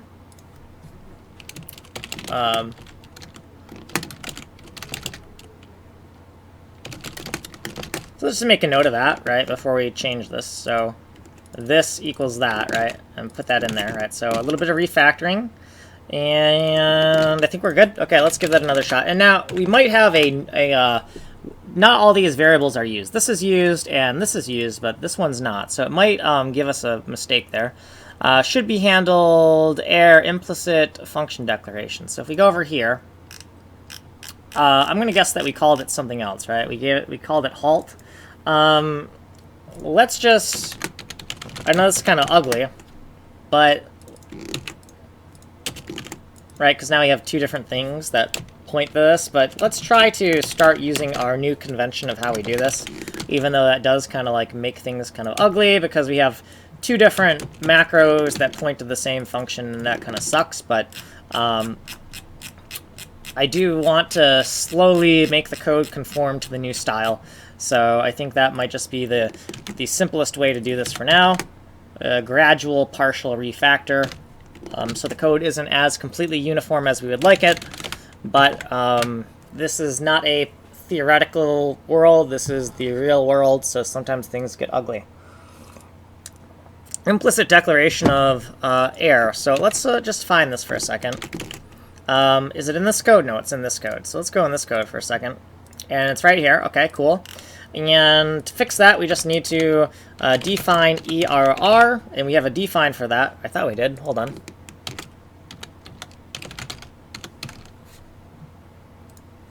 So it's obviously been a very long time since we reloaded our shortcuts, because we have a shortcut for that, but it's not... we'll try to reload our shortcuts as we're doing like push-ups or something, rather than do that now, because that could lead to a lot of slowdown here. We'll just define ERR as AAC 2020 GINA mouse code halt, right? So it's the halting function for this section of code, right? And then down at the bottom of this section, we'll duplicate this. We'll change this to ERR for error, and this will be the 5th thing. And now we'll give that a shot and see. I know that we're going to get an unused parameter for either the L param or W param. L param. So in expansion of... Oh, you know what? I'm being stupid. this is a private function, right? We don't want to call halt. We don't want to call the halting function for this library, the sub-library, outside of the sub-library, right? So it's all lowercase because it's private. So now, unused parameter, I expected that. So what we're going to do right now is we're just going to say no op for now. And say, you know, if nat lp, and just say no op. Right, so, we'll eventually use this, but not now. Okay. So we just want to, right, because this is actually the signature we want, but duplicate case. Okay, so we're not allowed to duplicate the case like that. I thought we could, but I guess it doesn't like that, right? So that's fine. That's fine. If that's what it wants to do, that's fine. It just means that this mouse wheel case, that should have been handled, right, because we put it over here.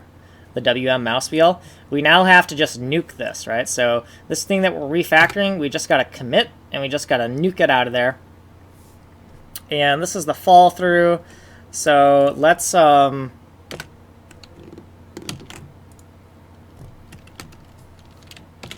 don't know.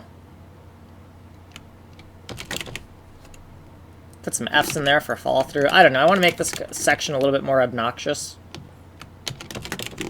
Right, so we got these F's here, and then fall through. Right, it's the fall through code. Okay, let's give that a shot. So if we did this refactor correctly, we're going to see the mouse wheel code still work. And then we're going to refactor some other stuff into the mouse handler code, right? So we're creating kind of native mouse handler code to separate it from the window code so that it's just a little bit easier to... I just want to bite things off in smaller chunks because the native window code... Yeah, there you go. This still works. The native window code is just ugly. It is ugly, ugly, ugly. Okay, so I, J, K, and L should allow us to, like, scroll through here like this. Yep, does that still work? Yep, that still works. Cool. And then, also for our zooming code, right, we can zoom in and out. If we don't want to zoom out really fast like this, we have the keyboard zoom, which will be very slow. So if we want to do everything by exactly 1 pixel at a time, right, we can do this very slow 1 pixel by a time. Right, this is the finest grain zoom that we have, right? So it may look like, oh, that's not fine grain zoom because look how much that's moving. But you have to remember that this is an entire pixel, this is an entire pixel, and so it just looks faster when we're zoomed in very deep, and it looks slower when we're zoomed out very, very far. But this is our fine grain zoom right here. This is the fine grain zoom, and then our fast grain zoom with the mouse wheel, because that fine grain zoom is kind of annoying, right? Okay, so that is refactored. That looks good to me. And I don't know why I just went to rebuild that, because I just looked at it. So who's in chat? El Papa Pig and some other people. Okay, cool. So I'm going to pop in I'm just going to keep on spamming the chat with my technical demos in case new people have kind of showed up. And then I'm going to keep on refactoring this, right? So anything that's related to the mouse is going to be forwarded into this read native mouse event code, right? So just so that we can make this more manageable. That's the only reason it exists, is to because this big switch is kind of a monster, right? So this is the right mouse button down, right? So we're going to steal this, right? We're going to steal this case here, and we're just going to steal it like this, and we're going to do it like this, right? So we have this big scope here that calls this, and then we just chain all these cases together, right? So this right mouse button here, we're just going to steal this code, right? So we're going to right mouse up or down, right? So it seems that we've kind of decided to put it into up or down, so we might as well take this case as well, and then we might as well shove that in here, and then get rid of that bracket, right? Because we just want to shove all these together, right? So right mouse button up and down. We might want to group these visually like that with some space, give it some room to breathe. And yeah, so these two things right here, we want to cut out of here, right? So we're going to steal these now, and we're going to paste them into here, right? So we got the mouse wheel code, and then after the mouse wheel code, the order here doesn't really matter. but we're gonna just throw that in there, right? So now we got the right mouse up or down code, and these cases here. Okay, and save that, or actually no. Yeah, and this is the left mouse up or down, right? So let's save this, and let's do the same thing with the left mouse, right?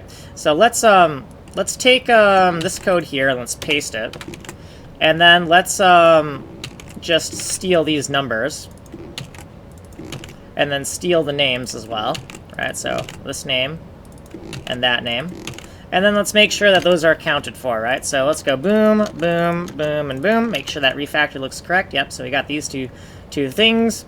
And then let's steal this code. So this is the left mouse up or down code. So let's steal that.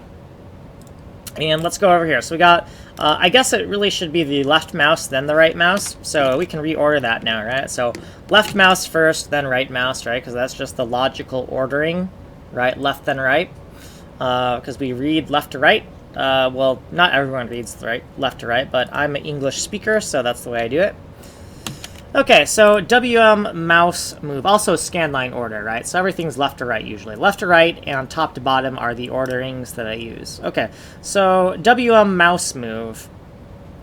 That is also mouse code, right? So this is mouse code, and if we look in here, there sure is a lot of mouse code, right? So WM size, WM key down, all this stuff, that's just...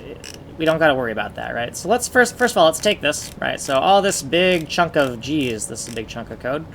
WM mouse move, this is all mouse move, right? Right, so all the way here is mouse move, right? Break, cut that, and then we'll save this, and we'll have to remember to put the thing in there. I guess we'll put it down here, I guess. And this is mouse move, right? So if we look all the way up here, we should see WM mouse move. So let's take this right here. And I just feel like labeling this bracket because, holy crap, there's just a lot of code in here. So that's WM mouse move, right? And WM mouse move has a number assigned to it, right? So this number, we want to steal this, right? We want to steal this case, and we want to put it over here, right? So let's kind of, right? So keep these logical divisions. Right, so mouse wheel, right mouse button, left mouse button. Did I do that backwards? I did do that backwards, because left then right, right? So if we're doing left then right, then also mouse wheel kind of makes sense to come after, right? So I feel like, I don't know what would make sense, but I feel like this makes more sense, right? So I feel like the mouse wheel is kind of like the third thing you want to look at. You want to look at left click, right click, and then the mouse wheel, right? So I feel like this is kind of like the most sensible ordering of these. And so then in here, we want to do the same thing here, right? So the mouse wheel code, we're going to move down to the bottom, right? So we have left and right here, and then this mouse wheel code. We're going to steal all this mouse wheel code, and we're going to actually put it way down here after the mouse move, right? Because I don't know, that just feels like the right place for it. Okay, so now the next thing is we can do like a quick litmus test, make sure that everything is correct, and just say that, hey, if we highlight these, all these numbers should be different, and that's just going to be our quick way of determining whether or not this refactor was correct. Because we just shuffled around a whole lot of stuff, right? So we've offboarded quite a lot of code into GINAMOU, which is good, right? Because we've broken this up into like another domain of like, hey, all this code is native mouse handling code, and we just want to separate it from the native window code. So we have this function here, and if we look at that, it needs to be brought into, there's no call site for this, right? So this code here is like helper code. We're going to take this helper code, we're going to cut this out of here, because now that code actually belongs in here now, right? So we're going to paste this up here, and this native, it's no longer GINAWIN, right? Like, we got to rename this, right? So let's replace and say, we're going to just take this, and it's GINAWIN. Instead of GINAWIN, it's going to be GINAMOU, right? GINAMOU. LParam, convert to, instead of LParam, it's actually going to be NAT LP, right? Native LParam. native L param to CXCY. Well, actually not CXCY. PXPY would make more sense, right? Because it's not necessarily a click coordinate. It could be a pixel it could be a mouse move, mouse down, mouse up, but it's definitely pixel X, pixel Y. We know that for certain, right? So LP to PXPY. So let's go here. Let's replace that. Let's replace that, replace that, replace that, right? So now we have this kind of formatted a little bit better, and we also need to change these. So this thing here, if we see L param, we want to change L param to just L and P, right? So, or native LP, right? Nat LP is the native L param, and then this is native L param here, right? And then over here, right, this is going to be nat L param, right, because we're converting the native L param, and we're converting it to PX and PY, right? So this by reference here is going to be, instead of by reference CXCY, we want something more generic, right? So we want by ref PXPY, because it's like a pixel location, right? It's not necessarily a click location, right? So this output here, PXPY, and then U32 is fine. That's fine here. But then this LP thing, it says int64, right, for the native long parameter, right, or I64, hold on. Yeah, I64, my bad. So I64, right, so we're going to say I64. And now we have everything kind of cleaned up a little bit, right? So let's shove this over here like that. And then let's hope that we haven't done anything that catastrophically destroys this behavior. So dash line I1 x64, right? Separate this. And now we have more than one function in this section. So since we have more than one function, we want to just create these little divider lines so that we know that this big section has more than one function in it, right? So this divider line here kind of helps us know that we have more than one function. Okay, so now let's give that a run and see if we fix that and make sure that our scrolling behavior still works. So L param, something something undeclared, so we just need to refactor that if it's still in here somewhere. So yeah, so we have some places that are L param, and anywhere we see L param, we just want to replace it with nat LP for native L param, right? And so here we'll just replace that. That we can replace, that we can replace, that we can replace, that we can replace. Fine, next. So I want to make sure I didn't do it in a wrong place, because I saw something that looked kind of wrong. It was in some comments. Oh, native, this thing. Native L param. So we gotta keep that, and this is W param. It's written like that. Okay. So now let's give that another run and make sure that everything still works, and then we will continue on with our refactoring. So it's like you wouldn't think it would take, like, 3.5 hours just to get native code working here. W param undeclared. So let's go find this thing here, and this is going to be native W param. So native WP, and so not in the comments though, not in the comments, but here. This is W param. So we just want to replace this thing here, and we want to replace this thing here. And then this thing here, same deal, native W param, native W param over here, yes. And then over here, no, this is in the comments, so no. This is in the comments, no. This is in the comments, no. That's in the comments, no. We don't care about that. So now I just want to look for this, because I see we kind of shoved some things off the edge here a bit. Yeah, right here. So we want to move that over a little bit. And then there was some other piece of code right here, so we shoved that over the edge a little bit. So let's change that. And yeah, so I think that's good. Let's give that another run and see if everything kind of works, right? And then if everything works, it is 6. So what we're gonna do is I'm going to start getting ready to go to the shop. So I'm going to once I get this compiling, right, I want to get this compiling first. So GINAMOU halt sounds like maybe we need to change some. We have a direct call to GINAMOU halt. We want to change that and say ERR, right, for E for error. and then we want to say that expected dead code line, that's fine.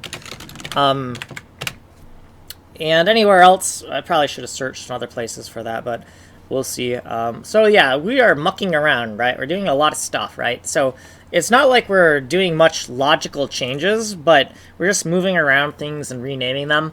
But I still don't believe in anything. I don't believe in trivial refactoring. So just because we're changing names and moving things around and not changing the behavior at all, I still don't think that's a trivial thing to do, right? Because there's plenty of potential for just making horrible mistakes. And so we just want to make sure that everything kind of does what we think it does. Let's go Y, let's go N. Let's go see if we can find something that's a white canvas to work with here, and just make sure that works, right? So then I believe it's X and W, so X makes them smaller, right? So we can just say, hey, look at that, that still works, right? And if we zoom in, we can still zoom in, and the clicking still works even if we zoom in. And if we pan, if we move around like this, right? If we move around like this, right, the clicking still works, right? So everything looks pretty good there. Now if we full screen it, right, still same deal, right? Or not. Oh, it seems like something needs to be refreshed.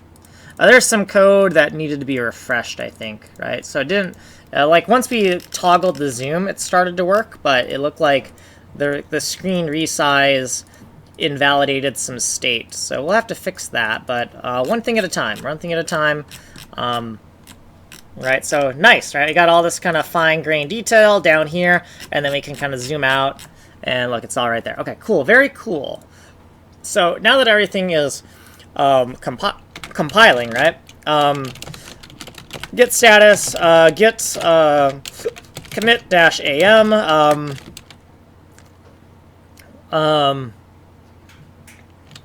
mouse code put in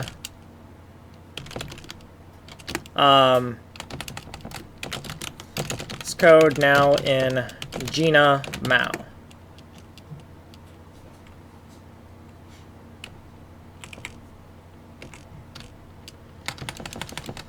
Mouse code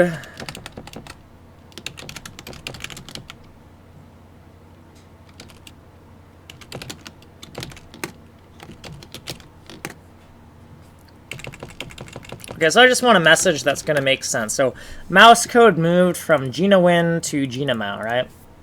Okay. Git push GitHub master. And then we'll push this up to kanji coder because it actually works, right? So it works enough that we can go git push kanji coder master. And then the next thing I want to do really quick is I actually want to check GitHub really quick, right? So kanji coder web URL. Do I have a kanji coder web URL? No, I don't. So let's go into our shortcuts and add that. So kanji coder web URL. I don't have a shortcut for that.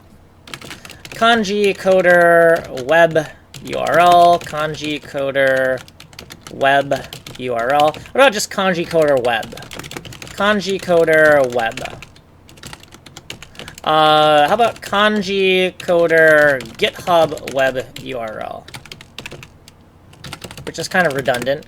Kanji coder git web URL. How about kanji coder git web URL without spaces, or kanji coder git web URL?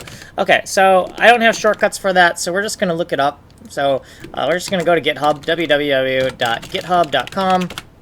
Find our we're going to find our kanji coder web URL right here. I'm going to just steal this, and we're going to put this in our shortcuts, so next time we can find that a little bit easier. And really, it's not the root of our kanji coder, because really most of the times when we go to kanji coder, this is the thing we want to look at. And I just want to see that, okay, we stubbed in 5 systems here, and then mouse code, right? So in lib, we see mouse code move to GINAWIN from GINAMOUS. And if we go in here, we can, actually, I didn't want to look at the commit. I just wanted to look at the, if we look at lib, and we find that code, right? So if we go look at GINAMOU, right? GINAWin mouse code moved, right? And GINAMOU, we see mouse code moved, right? So we can see those changes there, and that looks good. That looks good. It's up where we want it to be. The next thing is, if we want to actually edit this code at the machine shop, we're going to have to make sure that we push up to our portable drive that we're bringing to the machine shop. So we got to go pick that up. It's over on a shelving unit. So I got to go grab that, plug it in, and get that ready to go. And then I got to do some push-ups because I don't want to have to do 160 when I get back. I'd like to do like maybe 100 when I get back.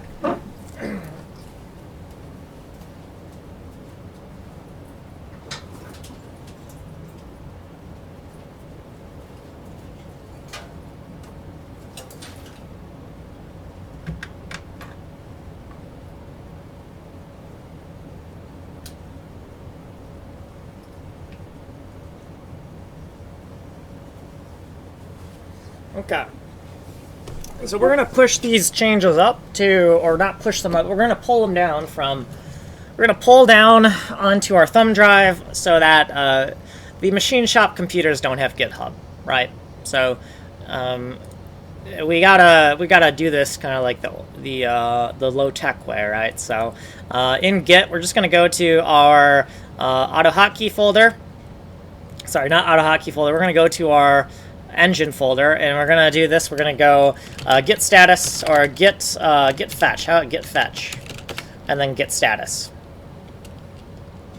Okay, so we're pulling down the index. So git fetch will update from the web, but it won't. It will check with the internet basically what's going on with our repo, but it doesn't instantiate any changes, right? So if we do git status now, the git status will probably change. Or sorry, I didn't even do a git status, but now we can see that we're out of date, right? We wouldn't be able to see if we're out of date unless we did a git fetch. So now we'll just do a git pull GitHub or origin master. So git pull to update so that we can work at the machine shop. And now that we've done that, we don't want to touch any of our code right now. We don't want to touch any of this. Like, we're done editing code for this stream, for this library, because I don't want to have to redo all of that before I go to the machine shop, because we're getting close to when we need to be at the machine shop. So now, the other thing we want to do is we want to look at the utility patent folder, because we might want to add code in here as well while we're cutting parts at the shop. So let's go git status really quick, and it says your branch is up to date, right? It says there's nothing needs to be changed, right? And that's probably a lie, because if we do a git fetch and then a git status, we'll probably update our index from the web, and then the git status will report what actually should be done. Now, also, git fetch didn't seem like it did anything. Git fetch. Maybe it just didn't report anything. Let's just do git status again, right? Because I'm expecting something to be different, and it's not. So that could mean that on my local, I have not updated my repo yet. So let's go over here for a second and just go to our utility patent folder. And in here, I'm going to guess I haven't, because I should have updated this index, because I keep, every time I cut parts of the shop, I update kind of my inventory. And so if you git status, yeah, okay, the shop summary folder, we've edited a file of our, we have a table of parts that we have in our inventory. We just want to git commit that. Updated part index, or part totals. Okay, and then git push GitHub master. Okay, all right, so we're going to push those changes up. Or not. What the heck's going on here? Okay, yeah. So, okay, cool. So now we're going to go back to, not the repo drive, but we're going to go back to our thumb drive here. And not this. Let's do a git bash here. And so now we're inside the thumb drive, and let's do a git status again, right? So git status should not report anything, right? Because git status does not reach out to the web, right? If we want to consult the web, we have to update our index. So we got to do git fetch, right? And git fetch will kind of like refresh the state based on what's on the web, right? So if we do a git fetch and then we do a git status, you're going to see that actually something has changed, right? So we are behind by 1 commit, right? So we'll just do a git pull GitHub. Actually, it's not called GitHub on this one. It's called origin master. So I'll pull from origin master here. And then our thumb drive is kind of up to date for the 2 code bases that we're going to want to work on while we're at the shop. So while I'm at the shop, I'm going to work on probably the README file because I don't want to write any code that could possibly break, right? And diagrams can't stop the compilation from working, right? So if I update diagrams for how if I update documentation while I'm at the shop, that's a valuable thing to do, and I don't have to worry about testing things to make sure they compile, because I don't have GitHub at the shop. I don't have and I definitely don't have a GCC compiler at the shop. So now the next thing is we got like 20 minutes. So what we're gonna do is we're gonna try to get some push-ups done before we have to go to the shop. And if we see, Monday is at 7 p.m., so leaving at 6:30. So let's go to our break timer.